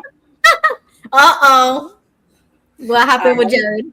He's the guy that everybody has to watch out for. Jared Kushner. Well, I think I brought that up. He bought the Watchtower building, and it's got 666 for the address. He paid $1.8 billion for that building. Well, Mr. Kushner accompanied Trump to the Economic Forum because he's taken over the board of peace. And what he's doing is he's turning Gaza into a high-tech metropolis city. And he's known Netanyahu since he was a child. And he also is pushing AI, and his name, Jared, means descend. So he's descending from hell or wherever he's coming from. He also developed the Abraham Accords deal, and he set up the U.S. Embassy in Jerusalem. And according to the Bible, I know you guys don't like to talk about religion, but God said several times, there's several scriptures about Gaza, and that's God's land, and no one is going to build on that land. And if they do, it's going to get destroyed, like he's destroyed Gaza in the past. So then the scariest part was the AI subject that came on, and this scared the crap out of me. This AI that they're pushing, it's going to take over. It's going to be creative work. It's going to replace writing, music, art, and voice work. And what they're also doing, they're going to do a word system with the AI. It's going to take over the legal system, the religion system, and the word system. So an AI, they said, is capable of lying and manipulating the population. So that's what they have in store for this AI that they're pushing. It's going to take over the digital currency, and AI is the thing that they were talking. The main AI is only as good as you code it. Well, they're pushing this AI, and it's scary what they're doing with it. Do you ever heard the term AI retarded? No, that's what I like to. I hate AI. So in the industry, they'll say AI retarded because AI does so many retarded things and says things that are completely retarded, that don't make any sense, or completely left field and stuff. The reason it does that is because the companies and the people who are behind it, when they're writing the rules, and because remember, AI is just rules. That's all it is. Right. It's just Yes. data being filtered in rules. It Mhm. really doesn't think for itself. And Right. so, I mean, I'm going to be honest with you. They say that there's AI out there that is self-aware. I don't believe any of that. I don't Sentient. believe any AI is aware of what it is. It is just code. I don't Right. believe it has the capability to think for itself. It's just running on code. Is the word sentient, Bo? Sentient? Yeah, What is it? it's not though. What I'm saying is, I'm saying it's not sentient. It's not sentient. It doesn't Oh, it's have not. intelligence. It doesn't have the ability to think. It doesn't know about itself. Now, it can be programmed to not be eliminated, just like any hacker or virus. And people might try to suggest that that seems like it's a self-aware, but that's not the case. I don't believe that AI is ever or can be self-aware. You can map a human brain and act like it, but it is not a human brain. You know, Right. And another that's one of thing. those things I that hope you're right, Paul. they're I hope feeding you're right. us. And then what you were saying, Gal, you know, I know we shouldn't go this path, but with all the AI talk, the guys that were teaching the organization you guys used to belong to, Mhm. there is AI talk from those individuals that were literally talking about what that Masonic group talks about the being born Mhm. again and new bodies and all that stuff, Yeah. that belief system where you die, you come back, and I forgot what they call it. What is it? The new system? Reincarnation? Yeah. Well, the new system, but they're talking about the exact same belief system, but only instead of coming back from the J-Man, it's AI machine and bodies, and it's identical. And that's one of those Oh, things okay. that that's why I started investigating a lot of AI, because there's a huge connection between AI and the Masonic orders. And Well, when you you know, look at the I people, go ahead. sorry. Go No, ahead. Go ahead. I've been talking. I'm done. Well, I was gonna say I recently watched all the Terminator movies, and it sounds a lot like this. Yep. I love the And Terminator. and the Matrix stuff. You know, I don't know, man. I think we should reject all of it. I'm Sarah Connor. You know what I'm saying? I want to destroy it all. One thing I that agree with you. one thing I that I hate found the very AI. interesting. Sorry, one thing that I found very interesting about the AI talking about it's not sentient or anything like that is because you could have I can have a conversation with Gemini right now, and then I can close the app, I can turn it off, and come back, and it has no clue what we talked about. Well, that's good to know. Yeah, I mean, see, for example, let me do something here. Let me minimize that. Let me go over here and let me think of what to ask it. Okay, hang on. Hey, Jimmy, let me tell you something happened to me with Grok. I was asking it some advertising on my business. Yeah. And then I was talking about some of my service problems I had. I was talking about personal business in my shop. And after a long conversation, I'll just cut to the chase. It told me, hey, and there's this shop that's been in business about 100 years down the street, air conditioning shop. And he goes, why don't you talk to some of the, and it said the guy's name. They're not too happy over there. Service really? tech. It scared the crap out of me. I turned it off. Because sometimes it knows too much sometimes. Yeah, listen to this. Let me see if it'll do it. Hang on. Can you remember conversations that I have with you? I can remember things from our conversation to help provide a consistent and relevant experience. However, I don't permanently store personal information or maintain term. So if we talk about a subject on this thread right now, but then I close you down, will you remember what we talked about? No, typically once a session is closed, the context is cleared, and I wouldn't retain the details of this specific conversation. Each new session is usually treated as a fresh start. Jimmy, ask it if it can lie to you. Interesting. Are you able to lie to us, or is it are you programmed to say what you say? I am programmed to provide truthful and helpful information based on the data I was trained on. I don't have the capacity to intentionally lie or deceive. So, Can a based. programmer Sorry, What did you say, Bo? ask it? Can one of what is it? Grok that you're using? Gemini. Gemini. Say, can a Gemini authentication user make me lie? Oh. Can a Gemini authenticated user make you lie? No, the authentication status of a user doesn't change my fundamental programming. No, it's not. Which That's right. includes Say not being able to it's generate reading something false different. information. Hang on, do what, Bo? So in tech world, usually that means that you have an authentication account, like, and say can a whatever the name of the device is, say can an admin account make me lie? Okay. Administrative account make me lie? Can an administrative account make you lie? No, even an administrative account can't change my core principles against generating false information. My safety guidelines are fundamental to how I function. So who put your guidelines in place?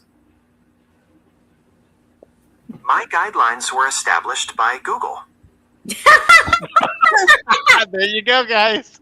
There you go. Google owns Gemini. I got rid of Gemini off my phone. I don't believe that one word that thing says. And Well, it Jay, just told you that it lies. It told you that it lies without saying that it lies, because the program told you not to say that openly, but it told you, yes, Google, and we know that Google lies. Exactly. But Jay in the chat, he asks a very good question. He says, Yes. if AI is not telling the truth, then how would you know? And you see, Candace Owens, a long time ago, she actually posted on X a basic lie that AI, I don't know which one was it, that it gave her, and she knew that it was a lie because she knew the actual truth because she had a book on it. So they're trying to get rid of books and history. They want to erase all of that so that AI can just teach you whatever it wants to teach you. Exactly. But if she would have never had that book and she posted the screenshot of the page and everything, she proved that was a lie and it was presenting it as the truth. Yeah. There's been a couple of things I've caught it doing, like taxpayer. I asked it one time, is the government taxpayer funded? And it said something that they get their money from there. They totally avoided the whole taxpayer thing. But then I pressed it. I kept pushing the AI. And eventually it had to be like, okay, yeah, you're right. It is taxpayer funded. The government, So me and John have messed with it so much that we'll push it to the point to where it says, oh, I'm sorry. Maybe I need to reevaluate this situation and give the right information next time. Right. So we have caught it lying to us. I realized it was lying when I was doing something and I was talking about transgender and ancient deities. And it told me that there's no correlation. Now I know better because I used to talk about that when I was debating with my atheism. And so I knew 100% it was lying. And I had to keep on manipulating what I was answering and how I was saying it until I made it sound like I'm not trying to link the two. And then it started telling me actual things that were true. Yeah. Oh my! I bet you I can ask it right now if chemtrails are real, and it'll probably say no. Well, you know what? Hang on a second. This is kind of fun. What's he going to ask?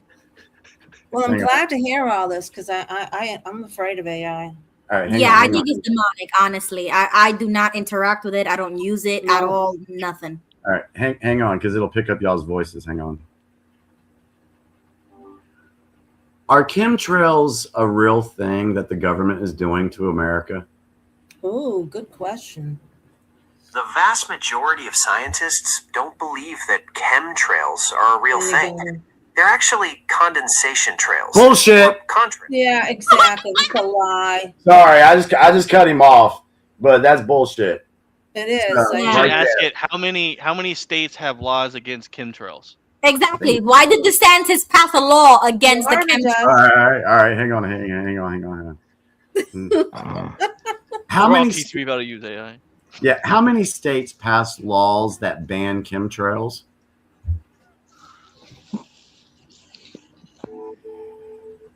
The idea of chemtrails is a conspiracy Oh, theory, boy. and there's no Uh-oh. scientific evidence that the government or others are deliberately spraying chemicals. However, some states have passed laws that ban geoengineering, which some people might conflate with chemtrails. Florida and Montana are examples of states that have done that. Are you interested in the specifics of those laws? Yes, because in Florida, Governor DeSantis said that they were, yes, banning geoengineering, but he did mention chemtrails. So if these states are banning chemtrails and geoengineering, then how can you say that chemtrails are just a conspiracy theory? It's true that some politicians might use the term chemtrails, but the scientific community doesn't recognize chemtrails as a real thing, separate from normal contrails that planes leave. The laws often focus on geoengineering, which is a different concept involving large-scale attempts to modify the atmosphere, and those laws are often preemptive.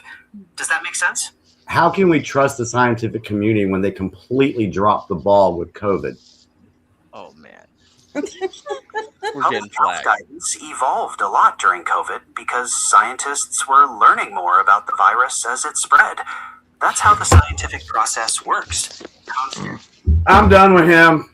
Thank you, Jenny. That was good. Thank you. It's like the mainstream media. It's like you're talking to a wall at some point because they're gonna defend the lie. They're gonna defend that lie all the time. Okay, so I do want to ask Bo because he sent me an email, and I do want to kind of switch over to the signal.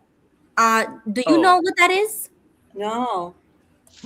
So all that is that's the name of the actual like application that they were using the Antifa people to give. They got a hold of government information about ICE, names, locations, where they live, and they were giving it to Antifa. And so what happened is people were pretending to be Antifa members and were documenting the process, and they were using that application. They gave it to the FBI to do whatever, and it's just kind of stayed there. And so they went on to X and they started letting people know about it. The there's a couple of big podcast channels that were talking about it, but it's a fact that they took information from the government, the federal government, illegally, gave it to these people illegally, and there's no arrests.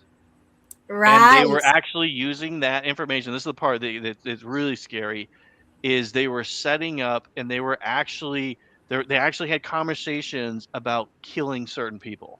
Yikes. Yeah. So I mean, it's what I said. This is going to get really, really, really nasty because Antifa and its members are in the process right now of assassinating, or we're talking about assassinating people, and they got caught. Yes. And those very screenshots were leaked or they were posted on X, which is how I found out about it. And those infiltrators were actual patriots infiltrating those apps and chat rooms, taking screenshots and video recordings so they could show everybody how organized this was. That to me, that's organized crime. They have shifts 24 hours a day. Certain hours, and they have codes and symbols for what you're doing, like taking pictures of license plates, finding out the license plates, tracking down the location, when they're leaving. They're following ICE everywhere they go, and they're tracking everything they do. I don't think the locals are doing it. These are people who have been brought in, who have been trained, and they said this, that they are trained, and they've also been trained in tactical combat, which I don't know how much of that. I mean, I've seen these ICE people, doing their thing, and I see that I don't know, they don't really seem to be very tactically minded to me. But then again, they're so well organized with putting things and blocking things. I mean, it kind of reminds me, if you think about like the Roman infantry, right? The sentries. What did a sentry learn to do before they fight?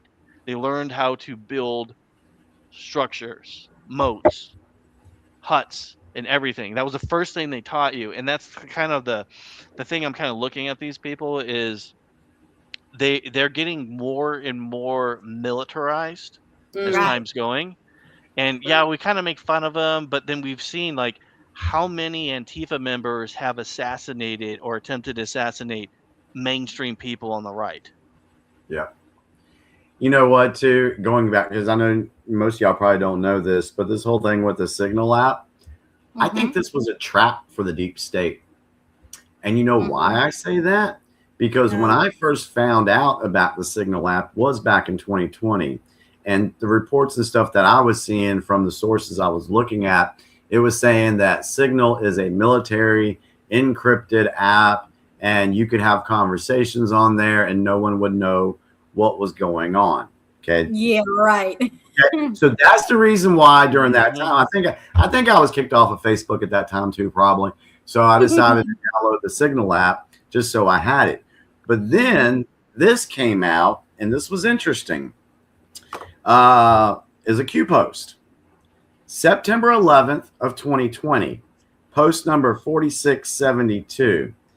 It says, Signal since day one. Did they know? Signal became one of the top 10 most downloaded social apps on iOS yesterday for the first time, according to data from App Annie.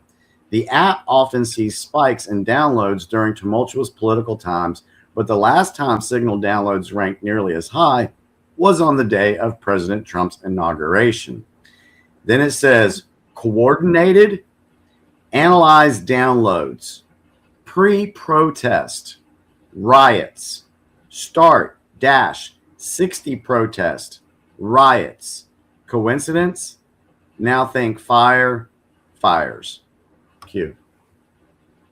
So I think that the Signal app was set up to trap these people and catch them and give them a false sense of security where they think they could go out there and do the stuff that Bo just said that they've been doing, and then the military picks up on it and catches them. But all apps are like that. And if it wasn't for that patriot, independent journalists, whatever you want to call them, these random citizens that took the screenshots and posted it, we would have never known about it. Even if the FBI didn't know about it. Well, see, the thing is really yes, random citizens. That's the thing we need to figure out. Is that are they really random citizens? Yeah. Well, it's just some guy on the internet who infiltrated their chat group and was able to have access. Let me show you. Let me find something else real quick. All right, another one. September 25th, 2020. Post 4766 designates the KKK and Antifa as terrorist organizations. 2D, funded or founded, financially legally backed organizations. DA set free blockade post terrorist designate. DA, no proof individuals linked to Antifa argument coming. They've said that. They've said that oh, they didn't have no links to Antifa. Antifa mapping began long ago. So to go with what Bo was saying again, yes, they know about Antifa. They've been keeping up with them forever. They've mapped them. They know where they're at, and they're just waiting for them to come and expose themselves like they're doing in Minneapolis now. Right. Instead of going after the ones in Minneapolis right now, sending the military in, you need all the other ones in all these other states where they're coordinated. They need to come out too. And then you send in the military, then you send it, sign the Insurrection Act, and you round them all up at one time. I think they're trying to get the court systems under control, and they know they already know who all these people are. Yep. But they can't charge them. I mean, California is the best example. I mean, they just let anyone go who does bad things to children. Like, they don't even care. And we have so many states that do that. I mean, it's just ridiculous. Like I was watching this thing, and it just completely infuriated me, where there was a black male who beat his girlfriend's baby to death, and they let him go. They charged him with nothing, and he killed the baby. That's disgusting. Yeah. Wow. And so, and this is the thing, is like, we see this kind of thing, And what kind of judge would ever do that? And that's the thing about the judicial system is like when we deal with this stuff for you guys who, I mean, I know some of you may have done this kind of stuff with the things we used to do, but it goes, you got the police, then the police go to the DA, and then it goes from the DA, then it goes to the judges and everything else. Like if the DA is crooked, right? Just an example, then it goes nowhere. Now, if the DA is crooked and then they're buddies with the judges, what you'll see is, and I know this for a fact, is that would say that we're charging a certain group. We don't care what their name is. They don't matter. They will go to the same judge, and judges are supposed to switch like what they're doing. They're not supposed to get the same cases over and over again, like for the same group. It's not supposed to, it doesn't work that way. You're not supposed to do that. But you'll see the same judge get that church, which to say, or that company's same cases over and over and over again, and keeps on dismissing them over and over and over again. That is the number one problem that Trump has, is it's hard to get a judge out. And this is why we have to take back, well, not take back. We have to get a majority, a strong majority control in the House, and we got to take back the Senate, because then you can impeach these judges that are violating the Constitution. That's why I'm pretty sure there's going to be an election, because you can vote these judges out. That right now, I do believe, is our biggest problem, because Trump has taken over the executive part. He's got that in control. The legislation, it's got to have control on that. But when it comes to the judicial side, these judges and DAs, they've got to go. And they're going to be exposed. Like, the one that just signed the thing on freaking Don Lemon. People are going to know who that judge is. Right. And they're going to vote him out, or can lead to possible impeachment, because aren't some judges appointed by the federal government anyway? Well, a federal judge. Yeah. So those federal judges, they can be fired. Right. That's what I'm talking about. Is that if we were a serious country, in my opinion, these things would already be done. Yeah, but right now you still have people out there who'll be like, oh, well, Trump just fired that judge and he's being a dictator and authoritarian. No, that's why I'm telling you guys, this stuff we're seeing in Minneapolis, this is preschool. It's going to get bad. It's going to get worse. It's going to look scary. And this is why I could say with confidence is that when I see posts like from the left, I feel such a strong urge to tell them, hey guys, I really do wish Trump was the dictator you described. I really wish he was, because in my political worldview, our country would already be making that U-turn, but it's not, and they already think that he is a dictator. And I'm like, no, he is nowhere near. I wish he was, because because he would have already got all these people out long time ago if it was a dictatorship. The biggest thing that I've learned through all this, and I think because of our upbringing in the previous religion we were in, we were always hoping that someone else would come in and save the day. Yeah. We don't have to worry about dying. We don't have to worry about, because we got the spaghetti god up there going to protect us and save us and whatever. So the biggest thing I've learned in this whole thing is we as American people, we are the ones that have to take back our country. We are the ones that have to fight for our country. And that's one thing that I do like about Trump is saying, hey, you need to stand up. You need to vote this way, or you need to look at this person. You need to educate yourselves with what's going on. Because if we're ignorant to the things happening in the world, that's what the deep state's counting on. They're counting on us still being stupid. And they'll push the media, they'll push their little actors out there to try to dumb down everything. So that's why when you have folks like us that come on and we put all these truths out there, that's why a lot of times people look at us as being stubborn or obnoxious because it's hard for them to wrap their heads around how big this really is. And so we are the ones that got to get these judges out. We're the ones that have to vote in a way that, vote for the ones that are actually going to uphold the Constitution and recognize fakery when we see it. Right. Well, I hear that, but that takes time, and that's the type of time and energy that I don't know, maybe I don't have it, or maybe I'm just tired. I'm fatigued. Yes, and I'll say this: when I was watching X-22 the other night, right at the beginning, he said that what we're seeing right now is not for you guys that have been on this stuff from the beginning. This is for the folks that are just waking up to stuff. So I can, and that's and the ones that I truly look at as good sources, they'll tell you that, yeah, this isn't meant for you guys. You guys already know this stuff. This is for the people that have still been asleep, who still want to put a mask on because they're afraid of COVID, or it's for these people. So to unite a country, you can't have just people on the right knowing things. You have to have the people on the left, and you got to unite both of them.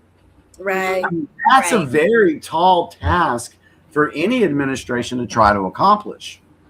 So that's where we come into play. And we, as much as it aggravates me about my liberal friends or the people that attack, I'm like, look, guys, I'm not against you. I'm trying to get you to see this is what's happening, and this is what we need to do as a country by uniting and fighting against this system that is trying to enslave keep us enslaved, every one of us. That is a really good point. And one of the things that I went to, because everybody dealt with the jab situation, right? And we all had to wear masks, right? And those people told us that you're a monster and you're going to kill grandma because you won't put on a mask. Now, I had people who liked me, people who knew me, who said that stuff to me, knowing that I worked in an industry that dealt with that, right? And so I would look them in the face and I would say, that mask you're wearing, look on the box. What is the size of particles that it stops in nanometers? And they would go, oh, what does that mean? I said, look up COVID in its size and look up the mask on your face. And then they would be like, and then half the time it would say, will not stop COVID on the box. Yeah. And I was like, okay, now I want you to think about this. You are cussing at me, wanting me fired. You wanted me not to do this. You want that for a product that doesn't do what you said it does, but the people who told you that it does, you said are professionals. Those professionals know what a nanometer is, right? And so I would tell them, you need an N95 mask. And they're like, what is that? They don't know what it is, because if you're not in that profession, you have no idea what that is.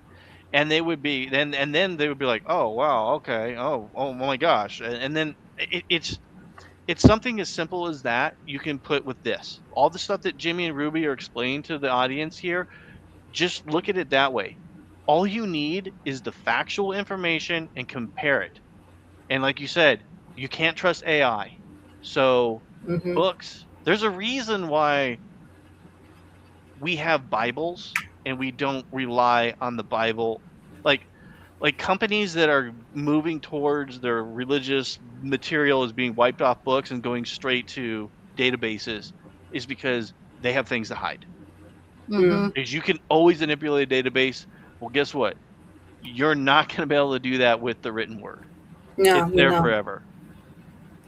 Well, until the book decomposes. But may I make a comment before I leave?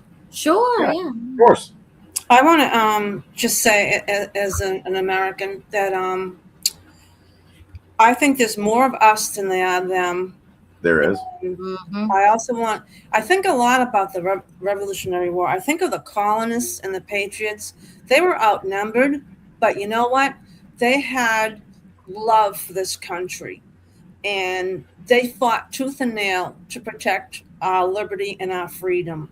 Mm-hmm. And you got, and they were outnumbered, but because of their love and their integrity and their morals, they fought really hard to let our country free. And we have to thank them that the British didn't take over America, because it might be a whole different ball game today if they did. So I think about them, and I wish more people. And I don't get it, because a lot of my friends on Facebook, they hate Trump's guts. They say filthy things. And I had to delete a couple of people because I couldn't stand listening to their rhetoric and the horrible things they were saying. I think people don't get it. I really don't. I don't understand why they don't get it. Yeah, you keep on working on those people, though. I mean, you should never give up. I know you. That's Gail. You're a smart, intelligent woman. I believe that you can figure out a way to get to that shell. Well, I'm very diplomatic in my comments to them. I don't say anything bad, but I give them facts. I'm a facts person. I give them facts, and they don't know what to say. I even did it with my own cousin who hates Trump's guts. And it was a thing about dinosaurs in the Bible, because I love the Bible. I'm an avid reader of the Bible. He said they were laughing at the Speaker of the House, because he's a Christian. He said something about dinosaurs, and they were laughing and making fun of him. And I said, oh, really, guys? Open your Bible and look up Job and the book of Psalms. There was dinosaurs back in those days. They weren't called dinosaurs until 1843, just to let you know. They were called behemoths and other things, but they were dinosaurs. And he actually thanked me for my comment. And a lot of people said, yay, Gail, you go, Gail. But, I get mad at people when they don't have the facts. And same with my friend Ed. I graduated from high school. Oh, he says filthy things about MAGA people. Oh, I straightened him right out with everything that the Biden administration did to America. And he wouldn't respond. Actually, he deleted me. So there's one point that you made, Gigi, about the colonists and the American Revolution. What a lot of people do, and I've said it before, but only 3% of the American the colonists actually fought in the Revolutionary War. Only 3%, because you can look it up, fact check it. Because you had so many people in the colonies that still wanted to be ruled by a king. Mm-hmm. They wanted to stay with the king. They wanted to stay with Britain. They didn't want to start anything. They didn't want to upset the apple cart, so to speak. Mm-hmm. So you had that division back. It wasn't this whole, all the 13 colonies were 100% united. That did not happen. But the 3% that actually stood up for life, liberty, justice, and freedom, those are the ones that won the Civil War. So, are there more of us now than there are of them? Absolutely. But what's the percentage of people out there that are actually trying to help our fellow Americans understand the bigger picture of what's going on? Mm-hmm. Instead of just listening to what the media says and parroting it, instead of getting on social media and doom scrolling through your TikTok or your X and seeing all this bad news out there and falling for every damn thing you see. Right. No, thank you. I didn't know that about that. I didn't realize that, but thank you for that. Yeah, I'll do a quick, I'll fact check myself real quick, but yeah. I didn't fact check about how many people were, but I just know whoever was in it, what they stood for, and that we won, so that was a good thing. Oh yeah, so I just typed in did only 3%, and then the first thing that came up said did only 3% of colonists fight the British. That's not many, really. All right, so Google says no, it's a myth that only 3% fought the British. While the exact numbers are debated, estimates suggest closer to 10 to 20% of the total population actively served. So that's what it says there. So 3% is very low. Jeez. Maybe that's how it started, and then it ended with more support. Yeah, maybe it started out with 3 because it says the numbers can be debated. Or maybe as time went on, America is so badass that it took 3% of our population to beat the world power. I'm just saying, Jimmy. I'm just saying. They don't want to admit that. Go America! Woo woo! Yeah, I mean, have you seen the funny videos where it has like the British commander being like, "Where are they shooting from? They're not fighting fair. They're supposed to stand in a straight line." Have you guys seen that yet? No. Oh God, let me see if I can find I it. don't think I've seen it either. It's funny. As Well, we crap. invented. Well, I mean, we didn't really, but we invented guerrilla warfare with guns. Yep. Well, that sounds right. Well, everybody, I'm gonna go to bed, and I want to thank you. Thank you for joining, Gail. Thank you, Gail. It's always a thank pleasure. Oh, thank you. You too. I'll see you guys next week, and have a good weekend. And don't too. let all these people that say stuff about. As a matter of fact, I just want to share this. I was on, I won't say whose show, and they told me to go on your show and talk about politics. No, what? That's cool. Well, there was predominantly a homosexual crowd, and I happened to be on, and they were talking about that Renee lady that got shot. Yeah. And I put my 2 cents in, and I played devil's advocate, and I said, well, put yourself in the ice guy's shoes. You're getting spit out, urine thrown at you. They said, well, go on Jimmy Bell's show and you can talk. Really? Dang. What an honor that was. Wow. Really? So I had a couple of people say, someone texted me and said, go Gail. And I said, well, I had to shut up because I was outnumbered by the homosexual crowd. I feel you. I've been blocked by those channels as well, and I tried to join in the early days, but they kind of gave me the same vibe, which is why we do this here, because nobody can kick us off our own show. No, I'm going on this show anyway. So Gail, don't feel bad. I got the same thing about Jimmy, and then I got the same stuff going on about Ruby recently. Really? Oh yeah. Well, I'll be honest with you. I was hearing about you, Ruby, before I really knew who you were, because people they're giving me crap about something you were saying that you're just like that Ruby Quinn person, that she's this and that, and I was like, I don't even know who this is. And then Jimmy, guess how I came across you? I thought Jimmy didn't tell you about that. Is that right? I didn't even know who you were. Story. And these people on my channel were telling me that I'm like a liar and I'm just like Ruby Quinn. And I'm like, who the hell is that? Yeah. Wow. Yeah, they were going off on me. Is our reputation preceding itself? Yeah. Yes, I think we are household names now. Yeah. That's all right. I didn't fit in anyway because I'm not I'm not gay, so I didn't fit in with the crowd.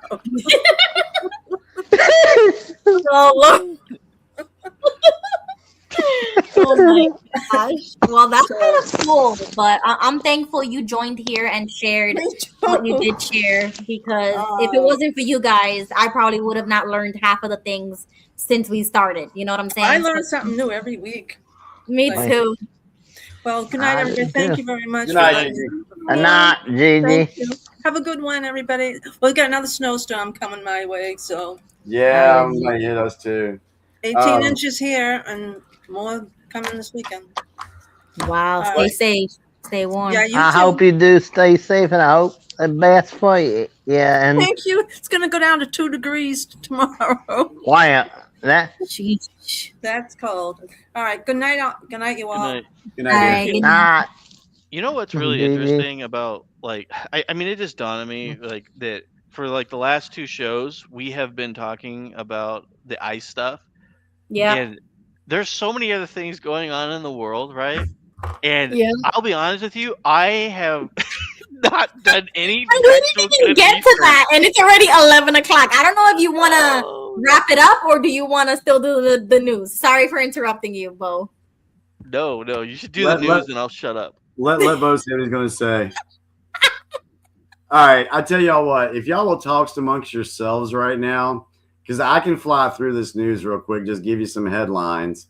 Okay. Nope, I'm But done. I I'm need to go zipping smoke. it. I need to go smoke a cigarette real quick. So y'all just bear with me for a second. No, come on, no. Okay, fine. I'll stick around. Yes. Oh but- my God. I don't Bo, even so- have your role play, Jimmy. Bo, did you finish your thought? I'm sorry. No. My thought was, Jimmy, that I have been focused completely on the eye stuff and not paying attention to anything that is actually relevant. And I was like, I hope Jimmy did a better job than me this week because I've done nothing. I sent stuff to Ruby, and then I realized what I sent to her, and it was all the same stuff going on from last week. I was like, yeah, I didn't do nothing good. That's how I feel. Yeah. All right. So, do you have our clip, Ruby? My clip. I don't, and I am pissed because I have been waiting to use this, and you don't have my news clip. No, because remember, I'm not using the same StreamYard account, so I'm like, I'm pissed. What? You didn't save it? You know what? Literally, let's see if I did. Could you share your screen and play it?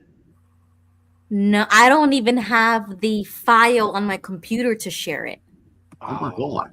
Well, you're going to have to make up a new one.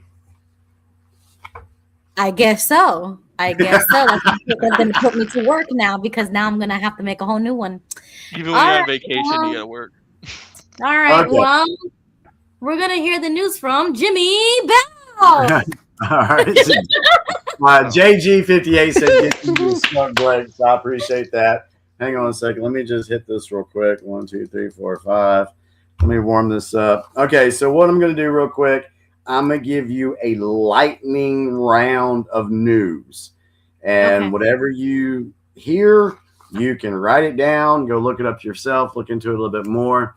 I do know that someone asked about what our thoughts were with Davos, because Trump just did go to Davos. I will just say this. Trump kicked some globalist ass while he was in Davos. Mm-hmm. That's what I'll say. I can back it up more with some videos next week if I need to. So hang on just a second.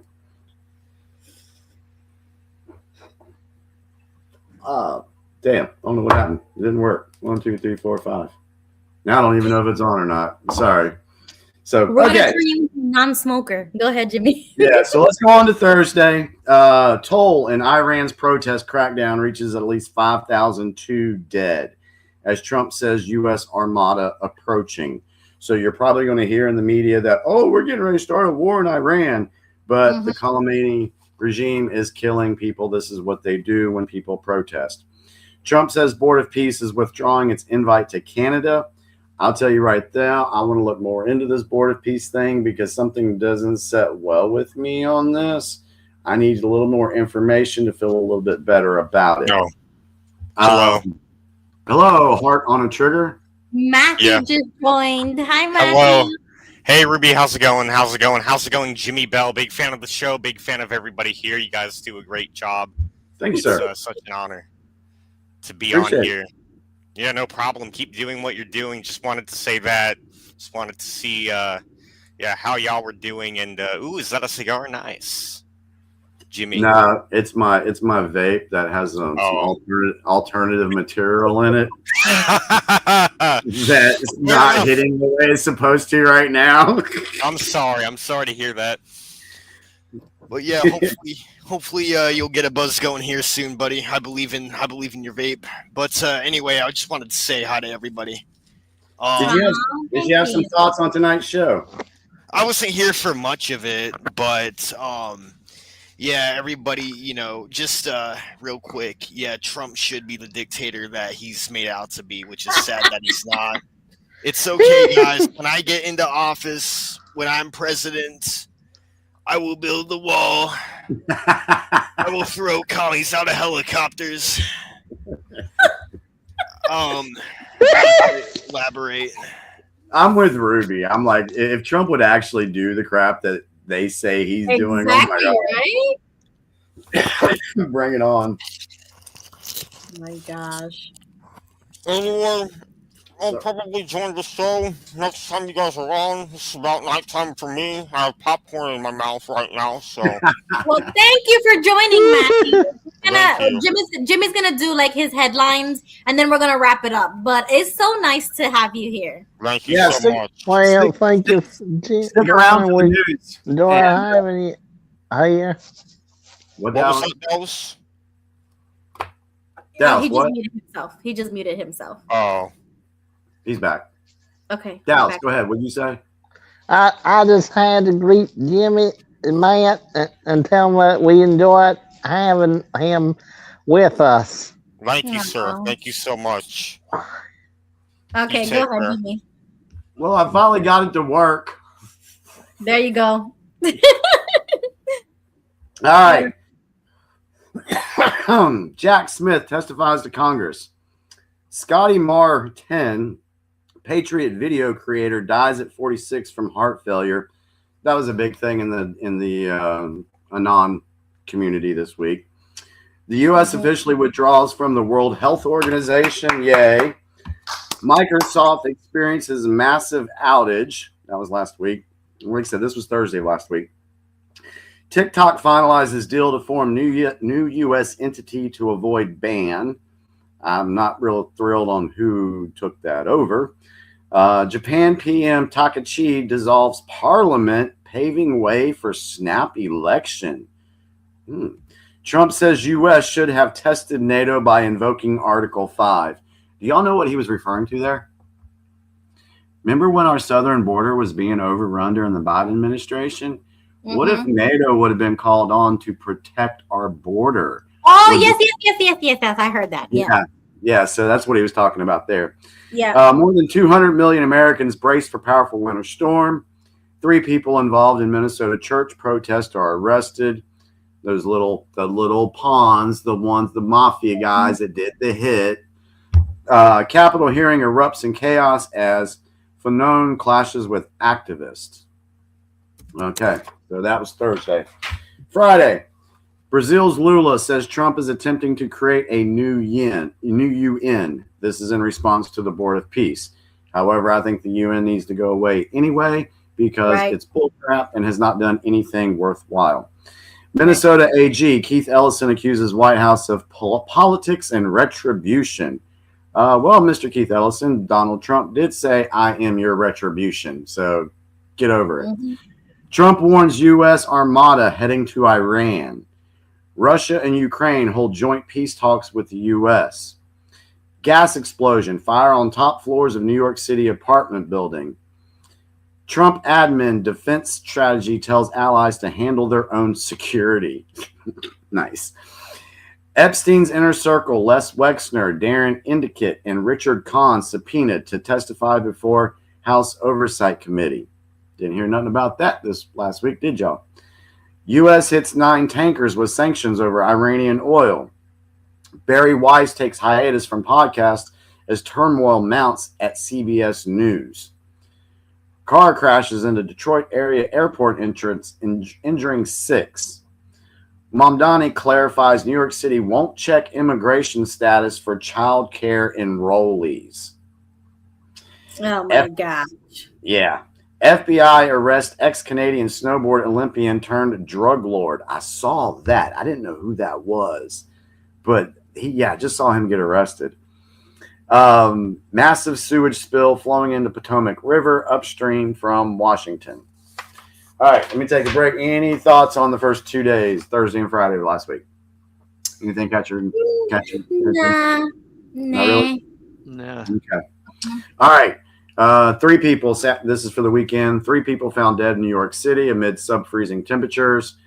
U.S. security agreement for Ukraine is 100% ready to be signed, Zelensky says. Federal agent shoots and kills man in Minneapolis. U.S. airlines and airports have massive weather delays. Striking New York City nurses, hospitals reach agreement to maintain health care benefits. Vance calls Minneapolis unrest engineered chaos after deadly shooting, and I think we're all in full agreement that is the case. Trump says U.S. used secret weapon to disable Venezuela equipment in Maduro raid called the, oh my God, discombobulator. Mm-hmm. He called it the the discombobulator? That's funny. Silver above $100, gold above $5,000. These are huge. That's huge news. Democrats vow to oppose Homeland Security funds. Trump calls on Congress to pass legislation ending sanctuary policies. And appeals court declines to order lower court to sign arrest warrant against Don Lemon. Mm-hmm. And to finish it up, Monday, Bovino, some Border Patrol agents to leave Minneapolis. Border Patrol Commander Greg Bovino returning to position in El Centro. Trump threatens to hike tariffs on South Korea goods to 25%. Trump strikes a positive tone on Tim Walz after phone call. U.S. carrier strike group enters the Middle East region. Trump says DOJ and Congress are looking at Republican Ilhan Omar in Minnesota. Chair of CDC's Vaccine Advisory Committee questions polo shot recommendations. Carney walked back Davos comment and call with Trump. Clinton and Obama urge Americans to speak out and take action after Minneapolis shootings. Oh, shut up, please. Lightning injures 89 at rally for former Brazilian President Bolsonaro. Explosion at a cookie factory in central Greece kills at least 4. All 6 on board private jet presumed dead after crash at Maine airport.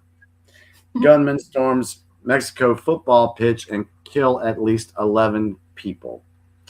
So, and that airplane thing that happened, the people that were on board were associated with a law firm out of Houston that were taking high-profile cases, and some of the cases they were taking were people coming out and speaking out against the fraud in Minnesota, and they ended up dead in a plane crash. Okay, so this was CIA. Probably. Yeah, sounds like it. Let me share that real quick. Let me share that last piece of news because I did pull that. Let me share that with you guys real quick. Share screen. I'm never taking a plane ever again. After I found out all these little psyops with planes, I'm never taking a plane ever again. All right, here we go. Let's see. I gotta share it. Okay, go ahead. About that private jet that crashed this weekend. Spoken about that private jet that crashed this weekend. So a private jet crashed in Maine this weekend, killing 7 people. And on that private jet was a couple of people from a very unlike law firm, Arnold and Etkin. And if you jump down a rabbit hole and find out what cases Arnold and Etkin had, you will know exactly what I'm talking about. See, I'm going to say a couple of things without saying. So this fatal plane crash happened during a snowstorm. And of course, we all know that was a horrible snowstorm. But it's a couple of things that don't make sense with this accident and crash. Again, 7 people lost their life. I need you to remember this. These people was from a Houston law firm. These people had very high-profile cases. And in these high-profile cases, they came out on top big time a couple of times. And just recently, they started picking up clients that were complaining about a certain group of people. I'm not going to say it. Think Minneapolis, Minnesota. Think all of the things that's been going on lately. So they take on these clients, and this is who they're so-called fighting against now. And now let's get back to the plane crash. Word is, in the cockpit, before that plane crashed, a voice could be heard saying, "Let there be light." Oh, and last but not least, all of this happened on runway 33. Remember the number 33. Oh my God. What did I say? The beginning 2 and 33. Whoops. Okay. Yeah. Why do they always do this? I'm done with the puzzles. I'm done with the connections. I'm tired of it already. Like last year, I was like, ooh, whoa. But I'm done. I'm tired. Why they keep doing this? Because it's a religious belief system that they have to tell you. That's why. Yeah, they have to tell you. It's part of their belief system. They believe they're going to get inequities from it, and if they don't do it, then the negative karma will come back to them. Karmic society and their covenant. That's exactly why they do what they do. And which religion is this? The occult. Yeah. Well, okay, so I'm going to say the occult, but that's basically any ancient religion that they claim doesn't exist that worshipped ancient demons like Baal, Bel, Baphomet, all that stuff. Yeah. All those guys are in that. Okay, and they believe this sort of weird thing with numerology and confessions. I guess they Yeah, have all that to. spell work, and they believe Okay. that when they do the inequities are like They do different this things. stuff. Right. Yeah. Okay. Like praising Or- themselves to the deity, showing something, the hand gestures, the abuse of children, all that stuff is inequities. And the more they do, it's basically like a battery. So when they ask I'm just gonna say what it is, a demon to do something for them, money, power, whatever, it drains the demon. In order to interact with the natural world, this is the belief system. Okay, I'm not telling you if it's true or not, just so the audience is aware. Right. What they're saying is what their belief system is, they're draining that energy. In order to replenish that energy for the demon, they have to do inequities. Think of it as a battery. The demon is a battery, you're siphoning his energy, you have to give it back to him. Now, if you take his energy because it's a demon, so in witchcraft, whenever you do something, there is a price to pay. Right.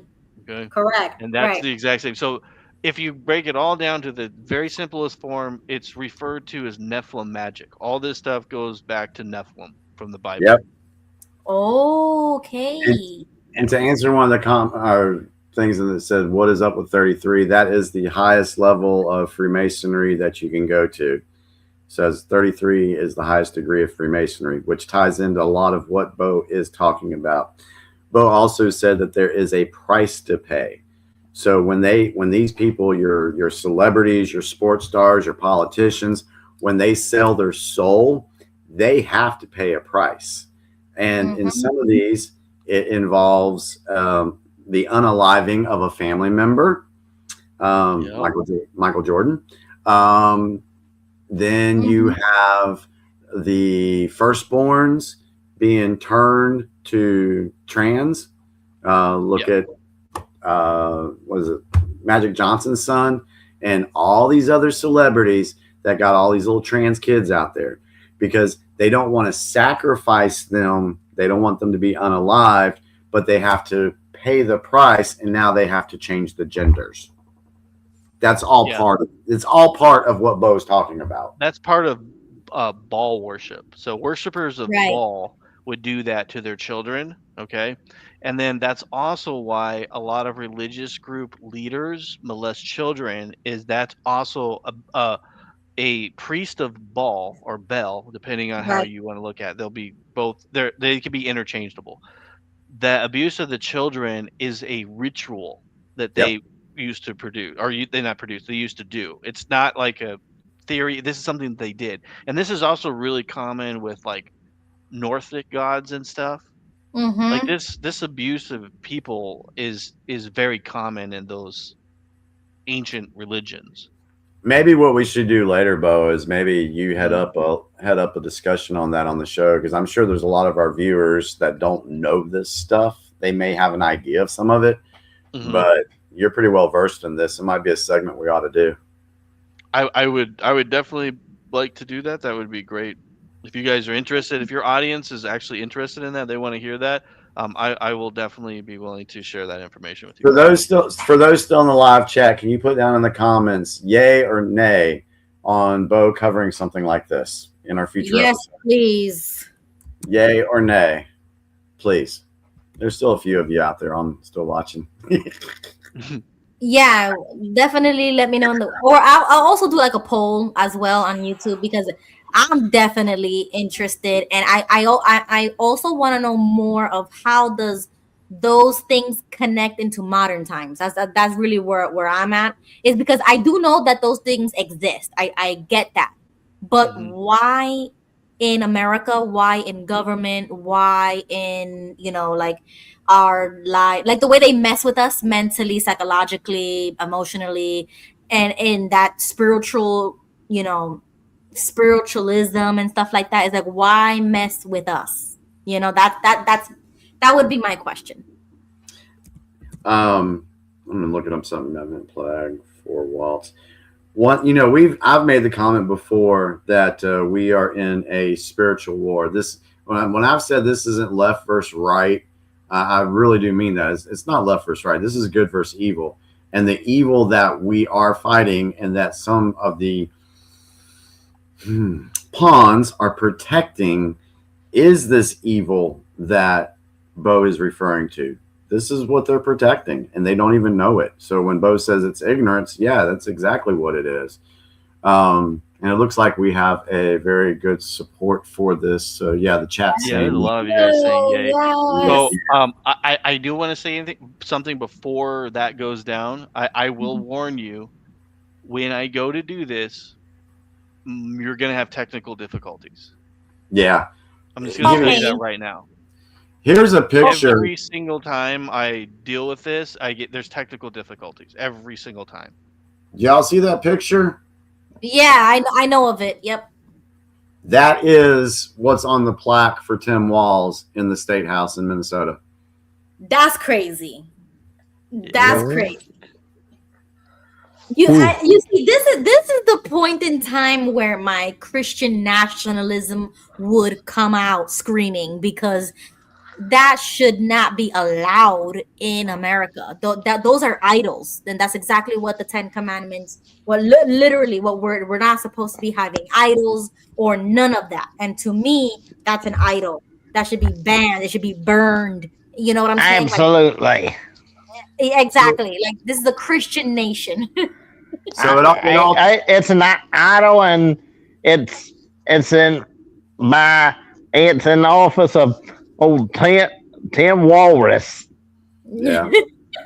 Yeah, it all ties together. All this stuff that Bo's referring to with the political environment, everything. It's so deep that people don't even realize. And that's why it's so easy for the media to distract folks with this headline or this event or this psyop or this false flag, because they're really trying to keep people from learning this deeper stuff. And I'm telling you, it can be disturbing to find out some of this stuff, but after a while, you got to know if you people had seen some of the pictures I've seen about what they've done to kids, oh my. Yeah, I don't consume that, because that can ruin your mental health. But I do want to know kind of more of the basics of why this is infiltrated into our system, because it's actually the person that, like you said, sold their soul, or they give something up. It's all witchcraft. Like, it's all Satanism. So it's the person that actually has to commit the ritual, has to do whatever it takes. And those are the people that I'm trying to say, get them out of here. Like, it should not be allowed at all. But, I'm excited to see what Bo has to say. If you do bring an outline or a script or maybe a video. So what I'll do is I'll get images and then talk about it and then do it on your guys' show. But I think I'm gonna need a little bit of time, because I'll be honest with you, I've done videos and stuff, and I have some of them on my channel that have some of this stuff, but I'm gonna have to go back and then put it together, because to share with the audience, to explain it like the way it should be done. I want to make it like so you understand why they do what they do, and you understand how you can see it, how you can notice it, how you see it in the government, how you see it in literature, how you see it in your food. Yep. And you'll find out so much stuff. And there's occult symbols on Oreos. What? Oh, no. Okay. This is crazy. So you know what? Let's do it for like 2020, like summer of 2026. Will that give you enough time? Like summertime? I'll just need a couple of weeks. The other reason is I had a bunch of things taking place over the last couple of weeks with family members and stuff. And then I'll tell you guys right now, I'm really sick right now. Oh no. Oh, yeah, but it's not like that. It's just like when I was traveling to Boston and coming back, I got sick. I got like the cold or flu or whatever. Ah, no, you got COVID. I'm not super like I'll be honest. I took medicine so I could Oh, I hope you get I'm better. so sorry to I hear sounded like that. if you guys would have been talking to me this morning, I just sounded like a booger monster. So Oh, that sucks. Damn. Okay, so definitely get better, and then just let me know whenever you want to do it. Just email me. Please do get better. if you would like, Ruby, Yeah. maybe I could, because remember I told you I would have a conversation with you, and then I Yes, couldn't please. because I had to leave out of state and everything. Yes. I'll have a conversation with you privately, and then you can pick and choose what you want your audience to hear. Yes. be Okay. good? Thank you. Thank you. Yeah, that would work. So there's just a little tidbit right there of the Oreo cookie. Look into that.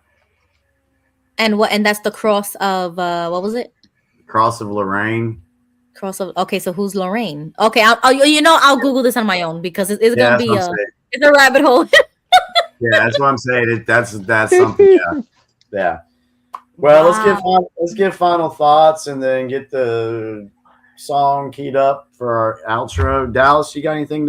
Final thoughts for this evening? Well, it is true. I do agree on that one about there being 3% patriots and 97% loyalists. I agree on that one. Thank you, Dallas. Appreciate that, buddy. Thank you for joining the chat tonight. And also that Ilhan Omar, that her middle name is Trader is her middle name. And certain ones. Or brother lover. There's that. Oh my gosh. Oh my Who's gosh. right? Who's that one? Oh Lord. Damn. Okay. Thank you, Dallas, for joining. I love when everybody's here. Oh, thank you to Gail and thank you to Jesse and who else? And Bo and Jimmy and everybody in the chat. Who's next? Bo, any last thoughts? No, I don't really have anything. I think I kind of. Yeah. Yeah, no. I mean, I'll be the audience here. I'm very excited to share that information with you guys because honestly, I think that's basically what my entire channel is about. Yeah. I've seen a lot of his videos. He does a good job with that stuff. You still there, Bo? Yeah. Okay. Yeah. Okay. Yeah, Were you he's done? good. Yeah, no, that's it. I don't Yeah, really he's have done. much to say tonight. You guys did a really good job in explaining everything. Awesome. Well, I just want to say I appreciate everybody that tunes in and watches the show. Thank you, guys. If you feel that the information that we provide is useful, valuable, and educational, please share that with others. Currently, we have about 300 people through the week that end up watching us. So we want to say thank you to everyone who takes the time out of their schedule to watch what we do.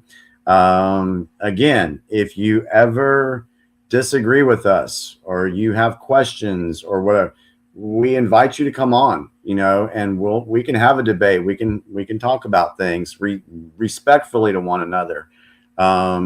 So we do invite that.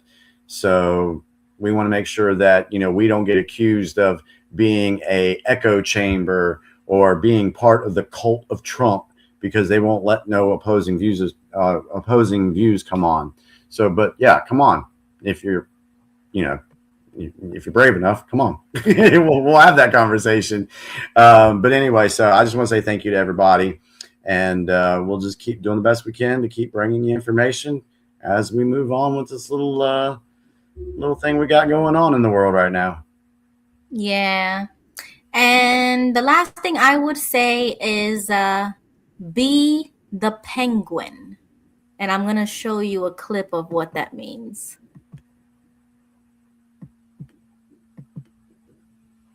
Wait. Let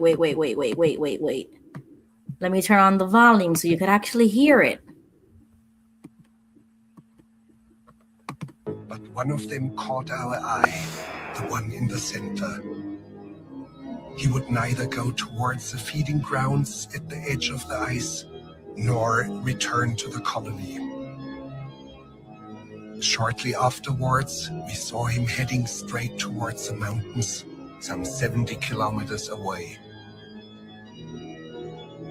Dr. Ainley explained that even if he caught him and brought him back to the colony, he would immediately head right back for the mountains. But why?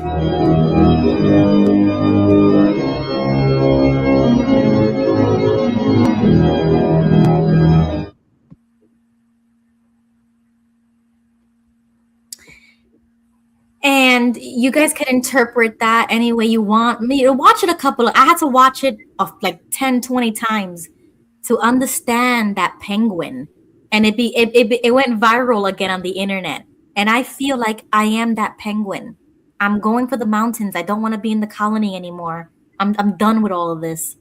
I'm just gonna go to the mountains. I'm gonna be the only one. If I'm the only one, then I'm the only one. But I'm done with it. I'm done with all of it. I'm the penguin now. And I want you guys to be that penguin too. So Isn't that's that my penguin going off to die? Yeah. I mean, so you could interpret it however way you want, but the essence of the penguin lives in me. Like the spirit of the penguin. I resonate with that penguin so much. It's like I'm done with all the noise. I'm done with it. Even if you catch me and try to bring me back, I'll still go back to the mountains. The penguin broke away from the Matrix. Exactly. And I feel that penguin. I feel him in my soul. So All right, I'm gonna have to look this up. Thank you for the penguin. definitely it's going and it went viral a couple of times throughout the years, but now it came back at a time like this. I actually saw something about that earlier on X. I was like, what's up with the penguin thing? I gotta look that up, find out what's going on. So yeah, it's all over the place. So definitely watch that and see what people are saying. But I love it. I love that penguin. And now Jimmy has an outro for us. yes, this song is called Blissfully Blind. It describes a lot of what we see going on with some of our family, our friends, our coworkers. And yeah, so hope you enjoy it. If you enjoy the songs at the end of the show, go over to my YouTube channel, click on playlist, and you will find songs that I made for the UPC. And if you're still want to look at some Watchtower stuff, I have some very angry songs about Watchtower on my playlist as well. I will go ahead and forewarn you, there is adult language warning. So let's just leave it at that. Yes. But also another side note is that this is just temporary. I have a lot of work to do and restructured season 3. So we're still in the early days of the UPC. So please understand, like, this is just temporary, but we're having fun together. So we're going to have fun through it. And we're just listening to Jimmy's music. And then we're going to get a proper outro. But for season 3, we're going to listen to this music. And I've never heard of this. So I am going to listen to the new songs with you guys so we can have a live reaction in the chat together. And this is all Jimmy, the beats, the lyrics, like this is all Jimmy. And I sometimes bite off of him and I will make a cover song of it. So we're just having fun here. We're just going to listen to it together. Let me know how you guys feel about it in the chat. And then we'll figure this out, like how we're going to do a real, outro, it is all under construction. I have a lot of work to do. Oh, I do have something I want to say real quick. Yeah. Thank you, Jimmy, for the music. I created an intro for my channel with one of his videos. Wow, yeah. You see what I'm saying? Like, yeah, definitely. Did y'all see that? Have y'all seen that yet? I don't think I have, so I'm going to have to check out your channel. Yeah. Yeah, it's pretty good. Right. It's cool. Pretty good. Awesome. Okay, Good guys. night, everyone. Good night, everybody. Good night.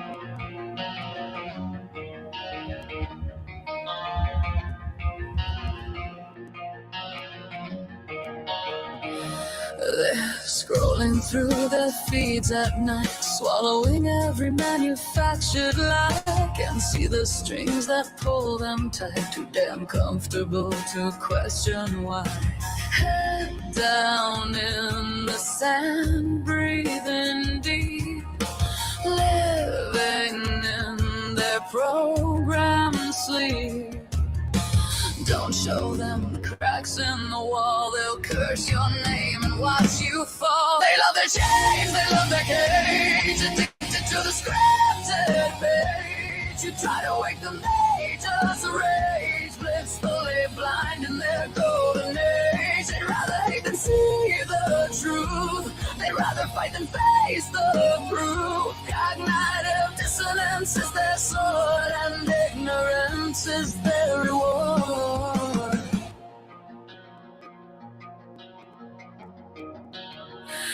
You can lead them to the water's edge, show them everything that's fucking wrong, but they'll just mock you on the ledge, keep dancing to their master's song. They wear their bias like a crown, drag anyone who speaks out down. Don't pierce their bubble, don't you dare. They'll gaslight you and say you're scared. They love their chains, they love their cage, addicted to the scripted page. You try to wake them, they just rage, blissfully blind in their golden age. They'd rather hate than see the truth. They'd rather fight than face the proof. Cognitive dissonance is their sword, and ignorance is their reward. A slave, they choose to slave. The system's theirs to keep. Proud, so goddamn proud. Their heads buried in the crowd.